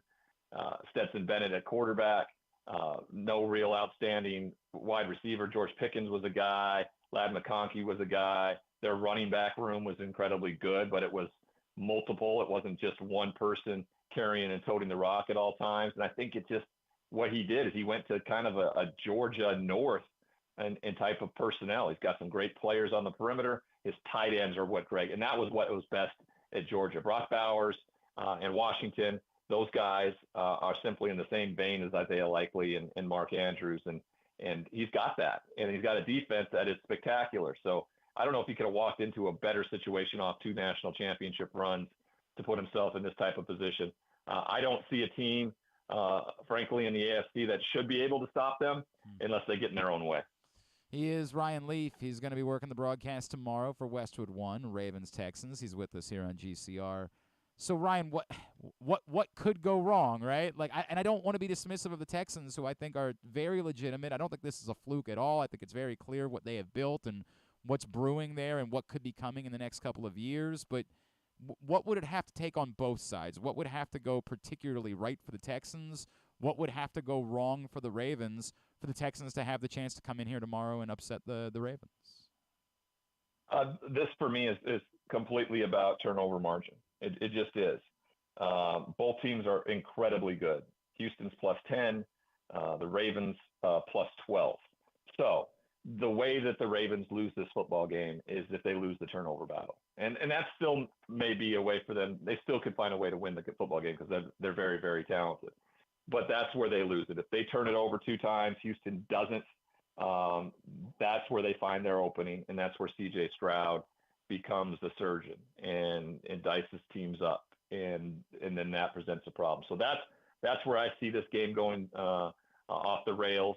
The special teams aspect of things always plays a part, and with Tucker, I don't know if you've got a better example of that, and weather that could be cold and leftover snow from today.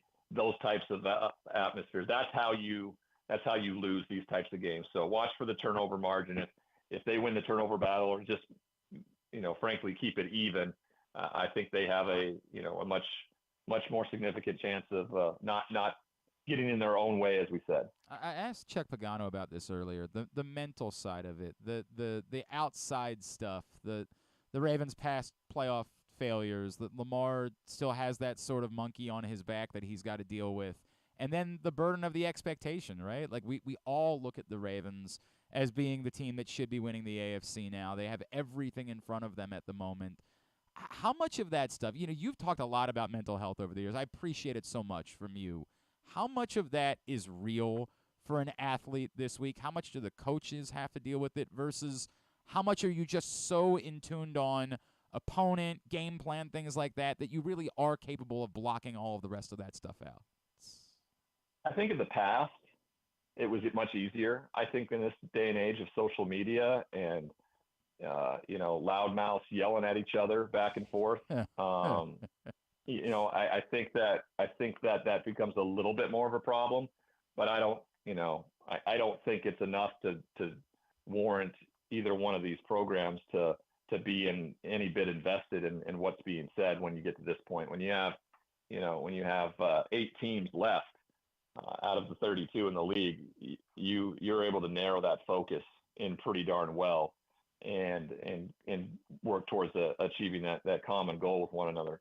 After the fact is where they'll probably listen a lot. If something were to fall apart, I'm sure they would listen a lot more, but leading into it, I don't think it's a huge deal. It certainly wasn't back in my playing days when there wasn't any social media. You had no idea what was going on the outside world because you were so locked in with what you were trying to accomplish. Sure, yeah. Just turn the radio off, right? Like, don't pick up the newspaper in the morning. You're going to be fine. Yep.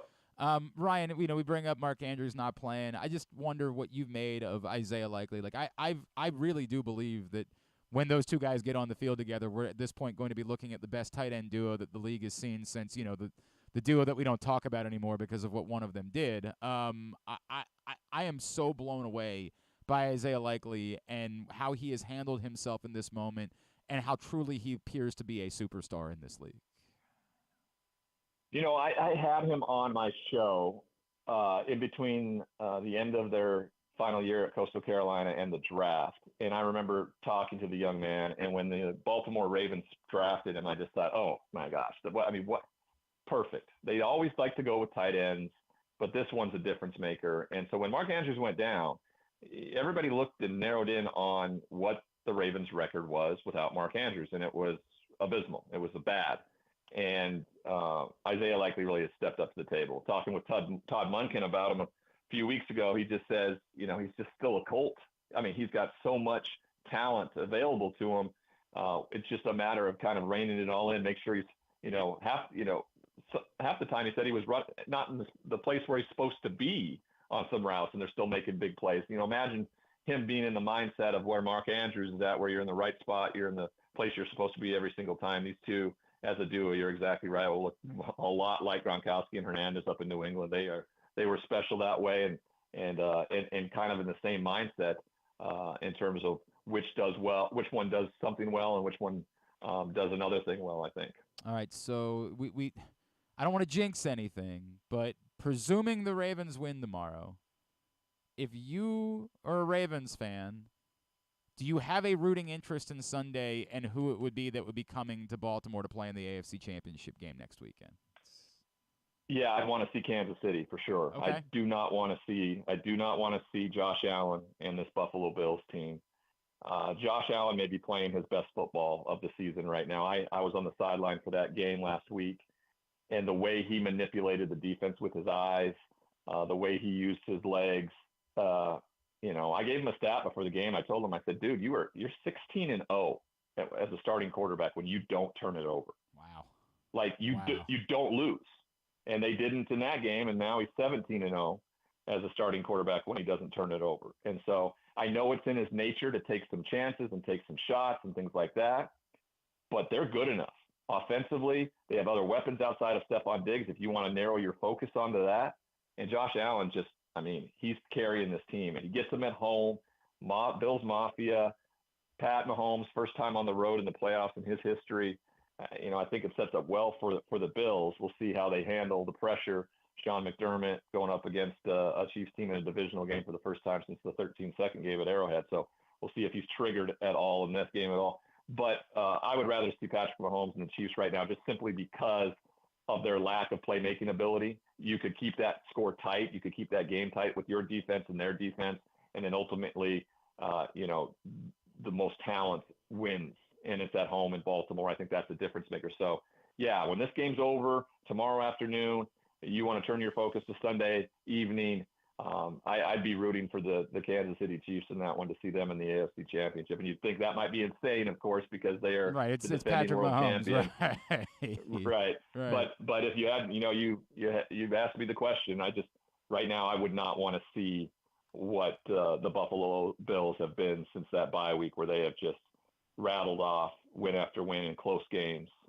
That's a big deal. So how many are you? So we saw the pictures of you in Buffalo last weekend. Are you the type that, like, because you're from Montana and you like played in the Pacific Northwest, that you are just like utterly unaffected by the cold? You don't need to bother layering up. It's going to be cold, but I don't even know if it's going to be colder than Buffalo here in Baltimore this weekend. Are you totally not impacted? You don't have to do like the double pairs of socks type of thing. Yeah, the way we put it is, growing up in Montana, you have molasses in your blood, which keeps everything, slow moving and warm, and there's truth to it. I mean, I look, my dad said he saw me on the televised broadcast, that I looked cold, and I said it wasn't. I told him it was cold here, and then he sent me a snapshot of our hometown, and it was minus 32. So. This was nothing. My toes got cold. I've had the same boots for a very, very long time, and that was the one thing that got cold on me. And so I had to sit in the shower after that game to warm up my toes quite a bit. So I made a purchase this week. I went and bought a new pair of boots. So you'll see me in some new boots on the sideline. But other than that, I'll wear a beanie. I'll have a hoodie on and a coat, and us in Montana, we always know lightweight but really good gloves. So I'll have good gloves to be able to handle the mic. But yeah, it's not like I'm wearing a ski suit or anything like that. I'm not walking around in Luke Skywalker and Han Solo Hoth gear. That's not me. Looking like a marshmallow, like that Zoe Saldana commercial that we've seen so much these postseasons. Yeah. At Ryan D. Leaf is how you follow him on Twitter, and of course Westwood One tomorrow for Ravens-Texans here in Baltimore. Ryan, always appreciate you, man. Safe travels. Thanks for hopping on with us for a couple of minutes. You bet. Let's have a good one tomorrow. That should be a lot of fun. No doubt. Let's talk again. Thanks, man. Ryan Leaf with us here on GCR as he's getting ready to work the broadcast.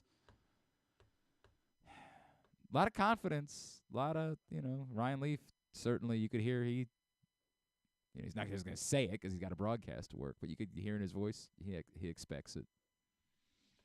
He says the answer is Buffalo.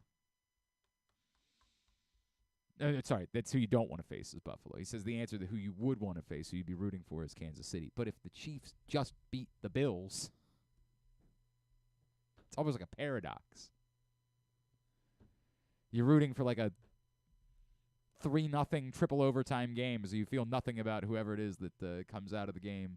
You feel like they're not all that good. It's really a paradox, man. Like, I don't know how to handle it. All right, when we come back in, Sean Salisbury, another one of our favorites. He's down in Houston. What a nice day this has turned out to be. Coming in the snow and sitting around talking to great guests all morning. Fired up about Ravens-Texans here on Glenn Clark Radio.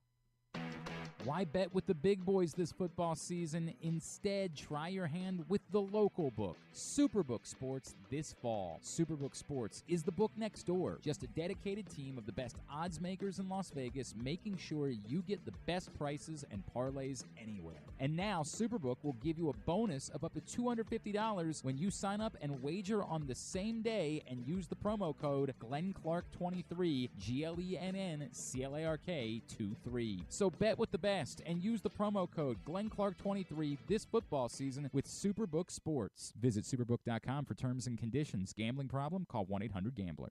There's so much focus on sports betting these days, but I want to talk about an area that nobody wants to gamble on, where you choose to go out and spend your hard-earned dollars to eat. The Costas Inn is no gamble at all. The quality on their menu is outstanding, and the value is off the charts with a great and varied list of specials Monday through Friday. And the staples of the menu, whether it's salads, burgers, fish, they're all fantastic. And I haven't even mentioned the crabs or crab cakes yet. So check out the menu for yourself at CostasInn.com. When choosing a place to dine, never gamble on the food you put in your belly. The Costas Inn at 4100 North Point Boulevard, or call 410-477-1975 for reservations and your steamed crab orders. What company has the expertise to make your home healthier by purifying your air and killing all viruses, allergens, and bacteria. A.J. Michaels, Heating and Air Conditioning in Baltimore and Annapolis, ajmichaels.com.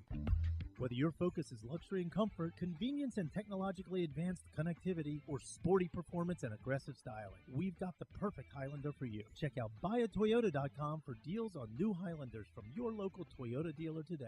The latest edition of Pressbox is available now, and it's our very special annual Best Of issue. On the cover, we celebrate Orioles manager Brandon Hyde as our Mo Gabba Sports Person of the Year, and the Orioles as our Team of the Year, with Stan the Fan Charles and Glenn Clark sitting down with Hyde to discuss his role in creating the culture that defined the Orioles' magic season. Also inside, we recognize the top people, performances, and moments of 2023. Pressbox is available for free at over 500 area locations, including 60 Royal Farm stores, and you can always find the entire edition as well as the best daily coverage of the Ravens, Terps, and O's at PressBoxOnline.com.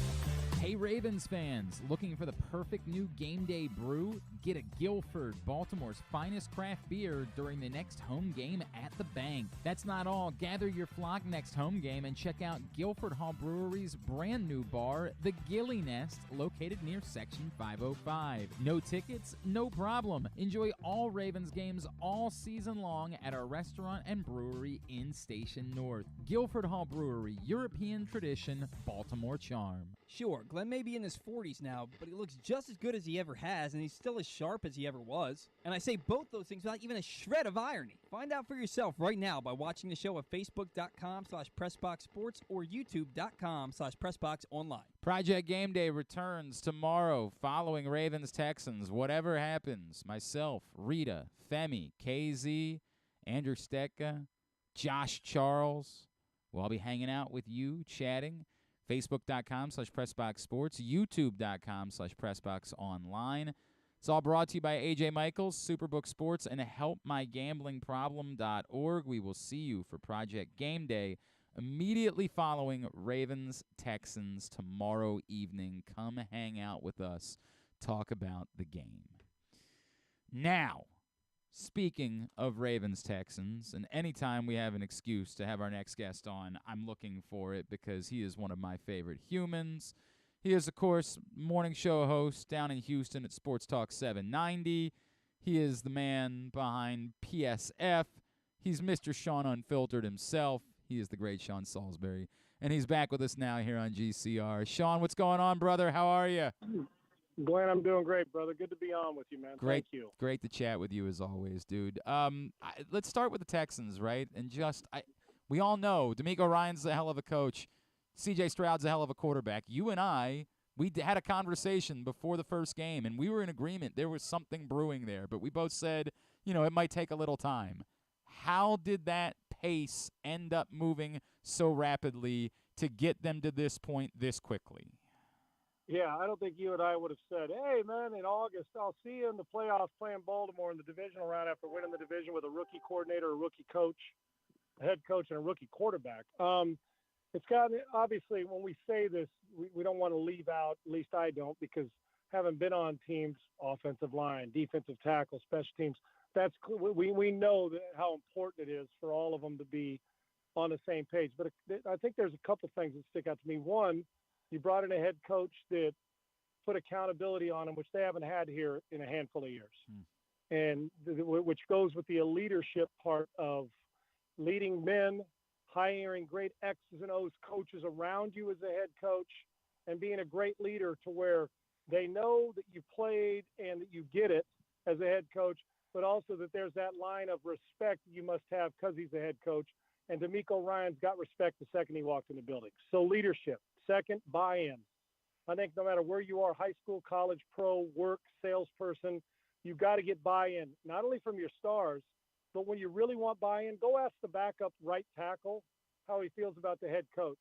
And if that guy's raving about him and that guy's playing for him and that guy's showing up knowing that the coach has been honest and transparent, you get buy-in. So buy-in can't be from 35 guys. It's got to be from 53.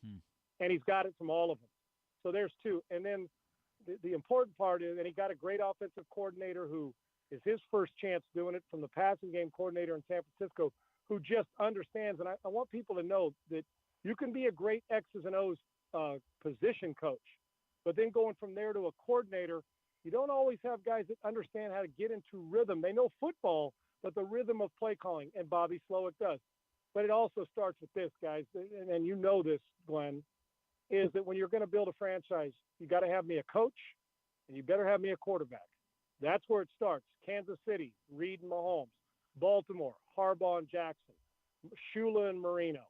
Allen and McDermott have had their I mean, it goes on and on. Burrow and Zach Taylor, look what he's done. I mean, guys who change the feeling in the building immediately, not just as coach, but C.J. Stroud waltzed in here. He's always been able to throw it, but then endeared himself to his teammates by doing it the right way, by putting in his time, but also just being a great thrower of the football and a great winner. The guy, and he's every big moment he's faced, he's played his best football. Against Georgia, the year before, he threw for almost 600 in a game. And here, single elimination. They've been on single elimination for about 5, 6, 7 weeks, and he's elevated his play to a new level. This guy's not a rookie. He's the best rookie that throwing the football and with the guts to throw it downfield that I've seen in the league. And so you combine that, and he's got big guts, man. And now with buy-in and accountability and leadership, you can change around in a hurry. Then you got to get performance, and they've done it. I know they've exceeded it, but they're also not thinking, well, you know what, we got it. We're on house money. Whenever you start to hear players talk about house money, they're going to get their ass kicked. This team believes, why not us? We're down to 8 teams. We got the pressure on a 1 seed that everybody expects them, and they're damn good. There is pressure on everybody, but you don't go into games thinking, woo, this is house money. You got to clear your mind of clutter, but you got to think, damn, how many times are we going to get back here? You never know, so make it happen. And this team's believed, even when fans didn't, from 3 wins to 10, winning the division and now being in a playoff game with a chance to play the best team in the league. Yeah, it's come around in a hurry, and it's not going away. This is real. Sean, are they ready for the uniqueness of everything that they've done? And it's been remarkable. The fact that, playing in the cold, but really just playing on the road against, to your point, the team to beat in the AFC. Do we know enough yet to know how they handle this? I think if we say we do, I think we'd be lying to ourselves. That feeling of, well, I think it's a hope that they do here in Houston, right? Yeah. Listen, I've seen traits from DeMeco, from Singletary, who's been in big games in Buffalo. I've seen C.J. Stroud's traits, who played in front of 100,000 in college. It's still different. It's the NFL. So what I've watched the body of work this year, say, hell yeah, they got a chance. But the stage, when people say, well, what's the difference? Tell me on the Hoosiers movie, the basket still fits 10 feet tall. Well, it'll feel at times playing against Baltimore's defense like there's 15 cats on a field.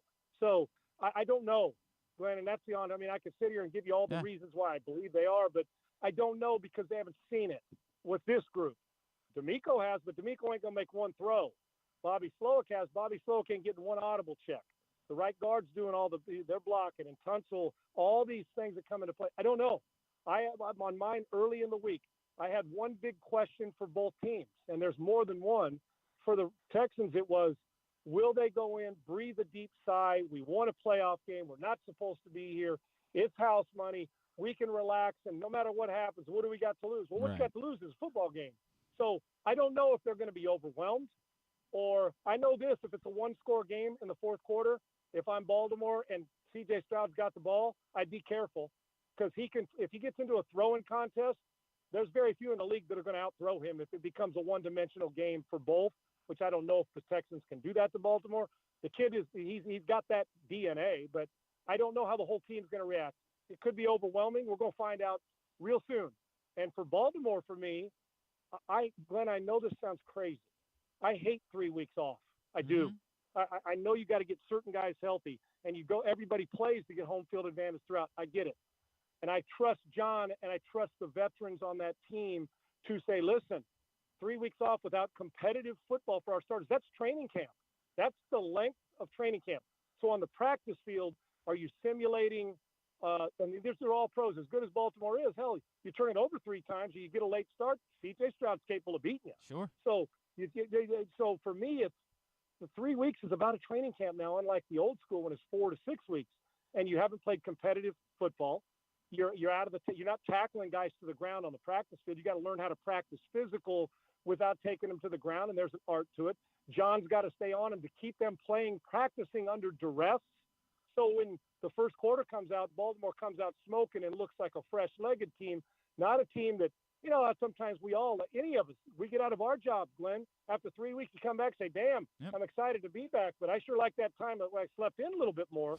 So the question is, and 49ers are going to face it too. I trust that both will be ready, but if you're a Texans fan, you're hoping that Baltimore comes out and doesn't get their wake-up call till about the middle of the second quarter, if you're a Tex fan. So those were the two main ones, and then it gets down to can the Texans, that run game and that the interior and exterior and the way Lamar gets to the edge and the prestidigitation, play action, can you be disciplined enough to stay at home, yet physical enough to be playing against the biggest bully team in the NFL in Baltimore, and then hope Lamar misses an open receiver off the play action and you tackle him without letting him get in space, because there's no better player, receiver, running back, corner, tight end, anybody in the league in space. If you let him get in space, I don't care who you are, he's going to destroy you. He is Sean Salisbury. He is with us here on Glenn Clark Radio. Sean, what you brought up, and the idea of could the Ravens get off to a slow start? And I think it's a fair question. I'm in a place where, unlike in 2019, I'm not really as fearful because I don't think the Ravens are a one-dimensional team anymore. And it's funny because Agreed. A lot of people, Sean, this week have talked about how much better the Texans are than when they played the Ravens in Week 1, and we all know that that's true. But I think the other side of it is being missed, which is the Ravens are a lot better at this point than they were in Week 1, too. I am so enamored with the total team football that we've seen from this team. And obviously when they're throttled, your point, they've got to get back to that level after a couple of weeks off.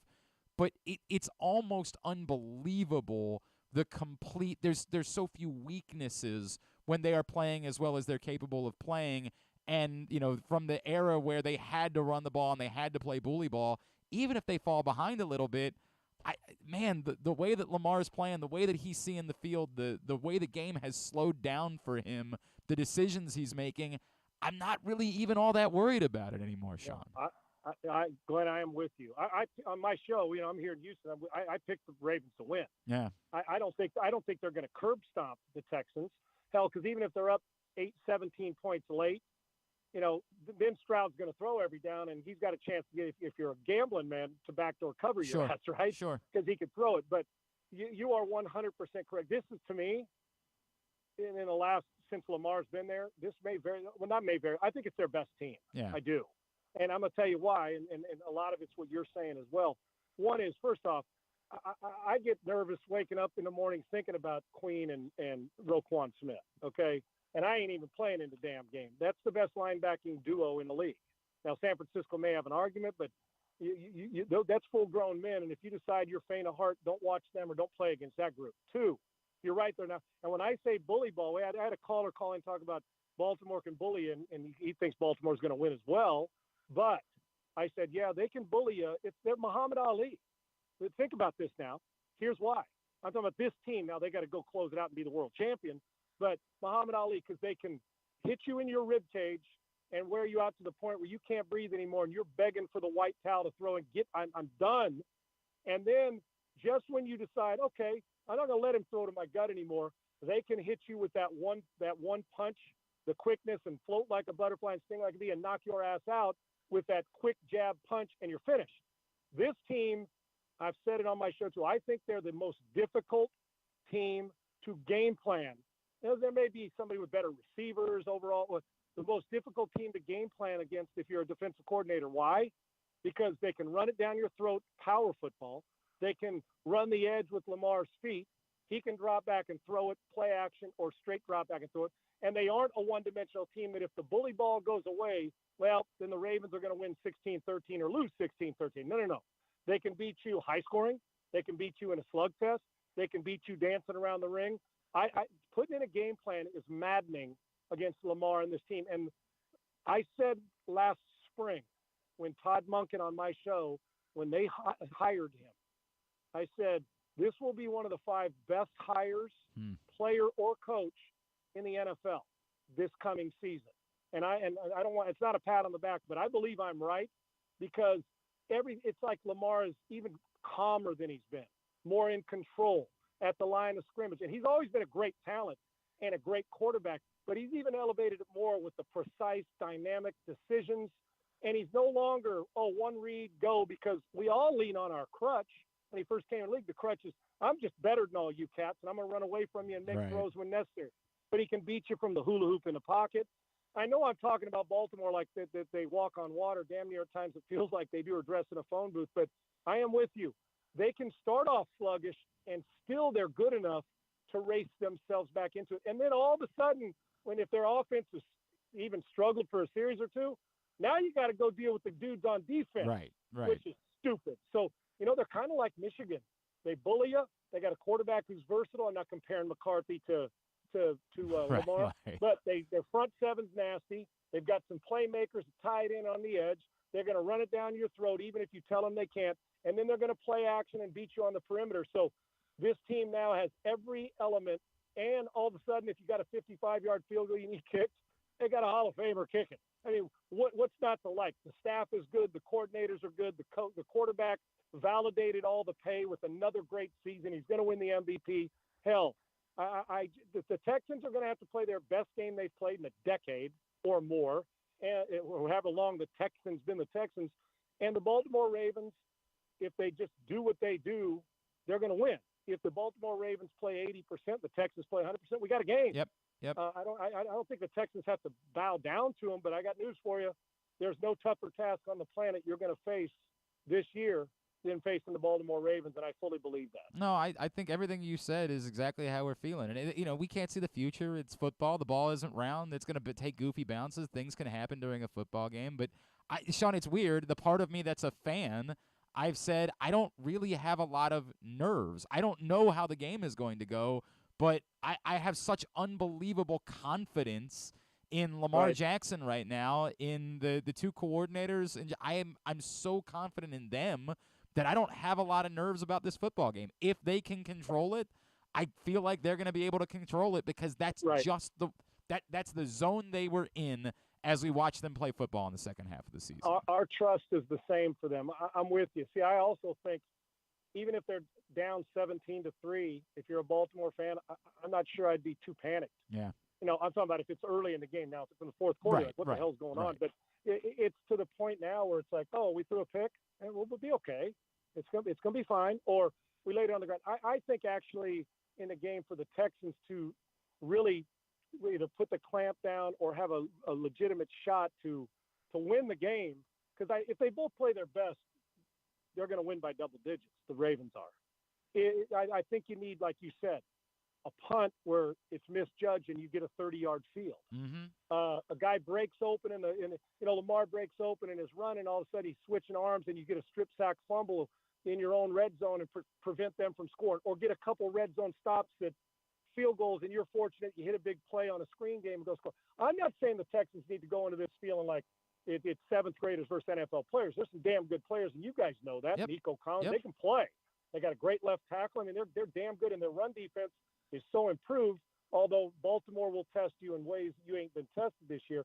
Both have gotten better since week one, and it's not good for the Texans if the Ravens are playing at a level that's like, damn. So I'm with you. My trust factor for them, and they're well coached. I love John's approach to football. I just think you're facing the gauntlet now. In the AFC, you're facing the gauntlet of quarterbacks. These next four quarterbacks are this AFC weekend. Mahomes and Allen and Stroud and Jackson. Good friggin' luck, dude. You got to have.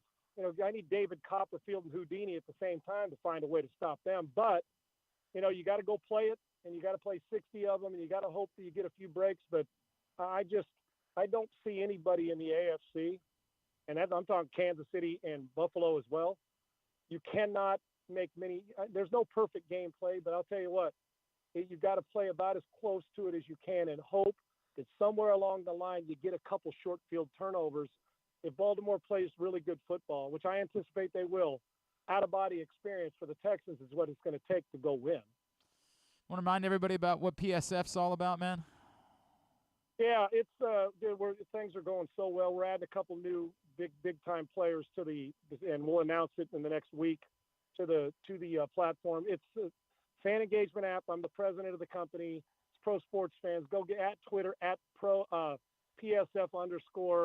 app and go get it on Twitter and just get a look. We have them in Baltimore, with NBA, hockey, college football next year, college basketball now. We have our media casters from all over the country. It's the best fan engagement app there is. You can go in audio and video, real time. The gambling app, the peer-to-peer part of that or the button, we'll have up here in the first quarter where you can leave the chat, come back in while you're hearing a gambling expert and make a bet and be able to come back in and still talk to the expert on the air. It's an engagement app. We've given fans a seat at the table they finally deserve and empowered them. We hear about player empowerment and all that. The fans now are empowered, and we got some phenomenal, the Ravens media cast on our PSF's off the charts. We have got great talent, discovering some young ones and some people who've been in it, and I'm honored to be the president of it. And you know, when you're building a company, Glenn, it's like, man, even though you've been in the business 30 years, I'm as passionate about this as anything. And I think we're a game changer because of the people and the leadership and the team, but also our great content. So go check it out and just go get the app. It's free. And tell me what you think. And in the next 3 months, the app will be about as good a sports app and sports engagement app and community app as there is in the app sports business. Sean, I'm so happy for you, man. Of course, at Sean Unfiltered, as well as how you follow him on Twitter. You know how much I love you. Always appreciate you doing this, dude. And hopefully I'll be seeing you in a couple weeks in Las Vegas, all right? Yes, sir. Hey, if it can't be one of us, then screw them all. But at least let it be one of these teams, right? So, I'm with you. Hey, man, have a good. Be easy on these Texans, dude. Come on now. Hey, man, I think it's so funny you say. I don't even have any Texans hate in my heart, Sean. I have not. They're a good story. Why would you, right? Right. Yeah. Why would you? I mean, Stroud's easy to yep, love. DeMeco Ryans is a good dude. Yeah, they're easy to like, but they realize they're in for a battle royal, man. It'll be a fun one to watch. I'm just anxious to see how they stand in there and take punches and deliver them, because I know Baltimore can deliver them. So we'll see. Man. Appreciate you, brother. Thank you as always, dude. All right, brother. Love you too. Thanks, man. See you. Sean Salisbury with us here on GCR. I've said they're the best a lot this morning. Said that basically every guest we had. This is a fun day. This is a very fun day. Catching up with friends, talking about a big game. More snow than I thought it was going to be, for the record. I agree, yeah. I thought... I downplayed it in my head. Yeah. Yeah, let's get out of here. All right, let's wrap up. I mean, I don't think it's getting better. I don't think that's the case. Yeah. Real quick, if you haven't gotten the print issue of Press Box yet, go pick it up for free at your neighborhood Royal Farms. They have hundreds of locations around town where you find Press Box. You can read it all, pressboxonline.com. It is our best of issue celebrating the top people, performances, and moments of 2023. Go get it right now.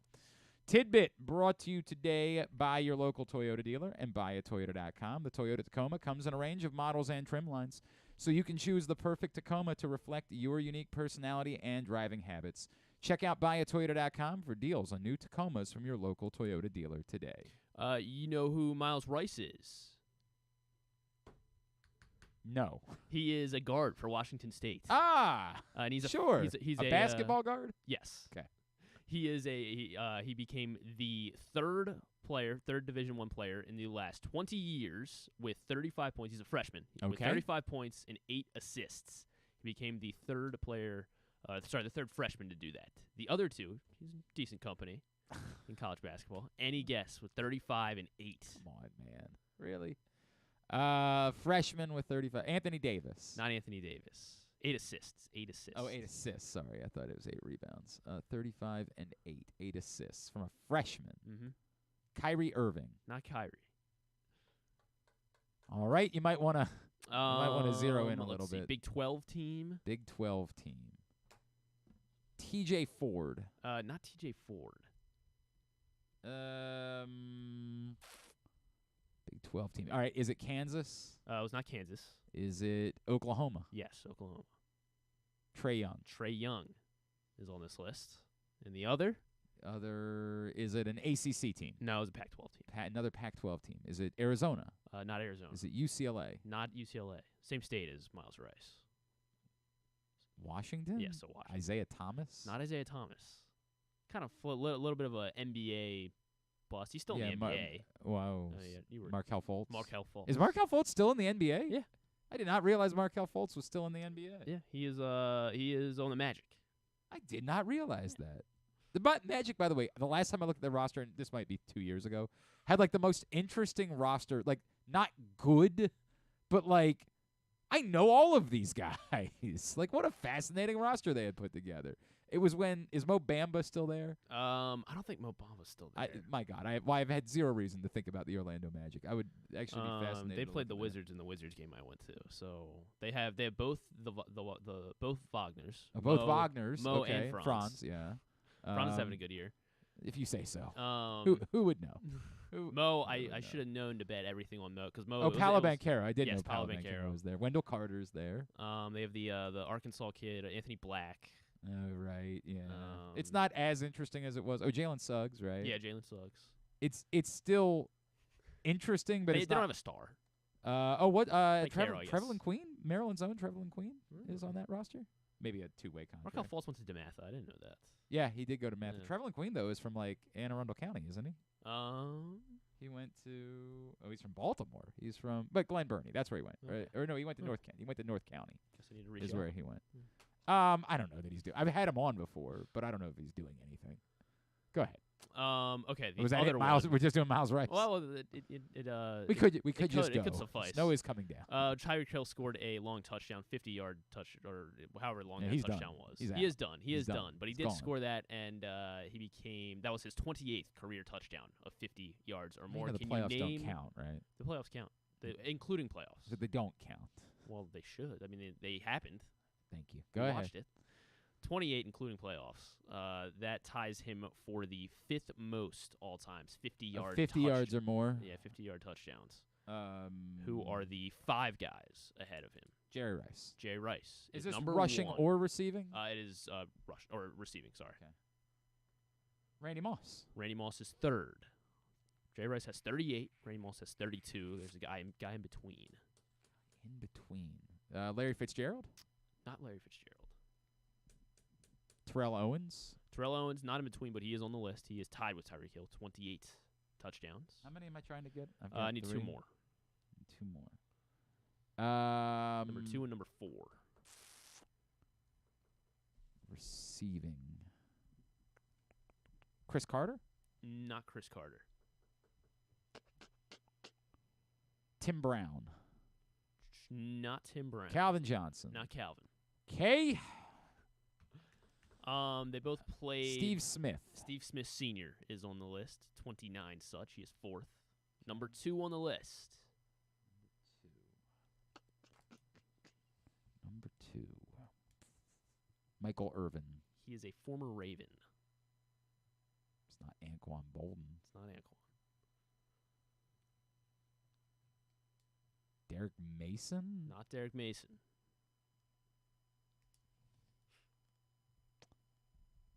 Is it Deshaun Jackson? It is Deshaun And are you Jackson. sure it's only counting receiving touchdowns and not counting return touchdowns too? Oh, then maybe, yeah, I guess you're right. I guess it is. Yeah, that, like, there's no way.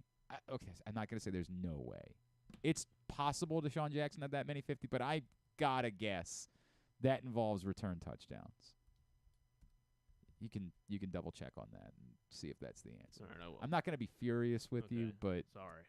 The way that I just don't. I find it very difficult to believe that Deshaun I should have Jackson. phrased it as 50-yard touchdowns by a receiver, just 50-yard touchdowns. Right, but you'd still have to quantify that it could. It could include any touchdown. Yeah, that's a tough. And I don't know that. I'm just guessing that, right? I don't know that involves return touchdowns too, but I just feel like it almost has to for Deshaun Jackson to have that number. But if you expand it to 60-yard touchdowns, yeah. He has the most all-time. Deshaun Jackson does. But again, does that count? I believe it would. Okay. Yeah. Very good.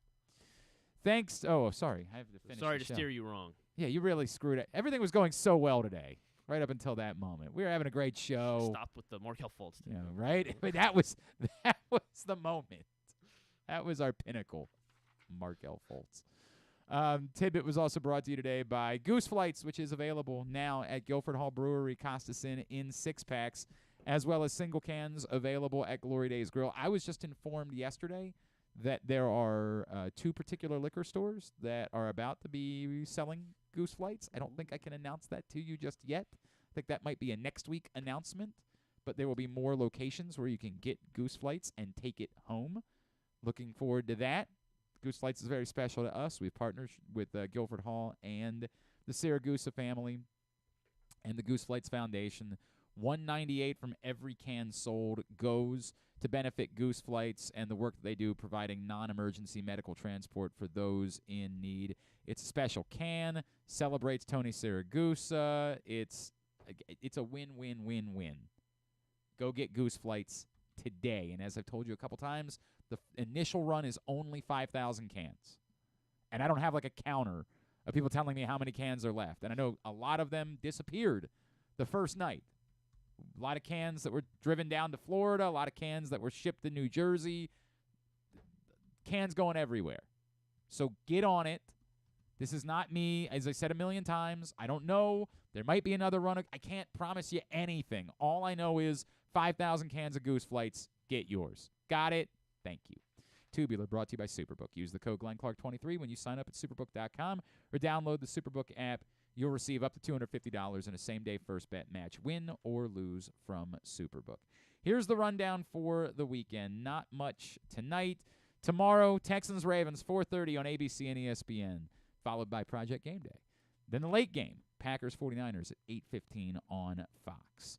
Army-Navy women's basketball, 11 a.m. on CBS Sports Network. The men at 1:30, so that works out. You could get down to Annapolis, enjoy that game, and get home in time for the Ravens game. Unfortunately, can't say the same with Morgan and Coppin. That game is at Coppin at 4 o'clock on ESPN+. New Hampshire UMBC at 1 o'clock on ESPN+. Loyola's at Holy Cross at 2 on ESPN+. Campbell and Towson at 4 on, I don't know if it's actually Monumental. It might be Monumental 2 tomorrow because I think they have a high school basketball tournament. That's a big deal tomorrow, too. But that's at 4. Maryland women, 1 o'clock at home against Illinois on Big Ten Network Plus. On Sunday, CBS, Michigan State and Maryland at noon. Another opportunity to actually watch a Maryland game before football starts. 3 o'clock on NBC, Buccaneers Lions. And then 6:30 on CBS for Chiefs Bills. Everything else, including the Australian Open, find all that rundown at GlennClarkRadio.com. Also, I regret the fact that I allowed you to talk about the UFC fight because Sean Strickland is truly a piece of S. Yeah, and it's about as embarrassing. Every time there's a part of me that's like, maybe I can get back into the UFC at some point. I'm then reminded, nope, it's just not going to happen. What a giant piece of garbage that human is. F him. Sorry. Go ahead. Non-sports. Not a whole lot. The season 2 finale of Reacher. That is really the only standout. Saturday Night Live, Jacob Elordi and Renee Rapp. Renee Rapp, who I definitely knew was a thing I had totally heard of. And then on AMC, does she do other music, or is she just singing songs from Mean Girls? I think she does other music. I believe she does. If you say so. I believe she does her own original work. You say so. True Detective on HBO, I guess it's season 4 with Jodie Foster. Okay. And then there's a new show on AMC in the 9 o'clock window on Sunday night, Monsieur Spade with Clive Owen. I don't know too much about it, but sure, AMC. So sure, they typically have good stuff on in that window. Like Monsignor? Is that what it is? No. Monsieur. It's like French. He's like, okay. Yeah, Monsieur Spade. It's Clive Owen. All right. He, Monsieur. Isn't that how you? I think it's Monsieur. Yeah. I didn't take any French. I didn't either, honestly. I went to Paris a few years back, and I attempted to do like a crash course for a week, and then I gave up. Like for a week, I was like, I'm going to dive into French before I go to Paris. And then everybody told me, like, everybody in Paris speaks English. I'm like, oh, yeah, perfect. All right then. Yeah. Guess I won't worry about it. Well, it's in Although France, I was treated like an ugly American the entire time I was there. Well, definitely, that's here too. In fairness, yes. Correct. All right, very good.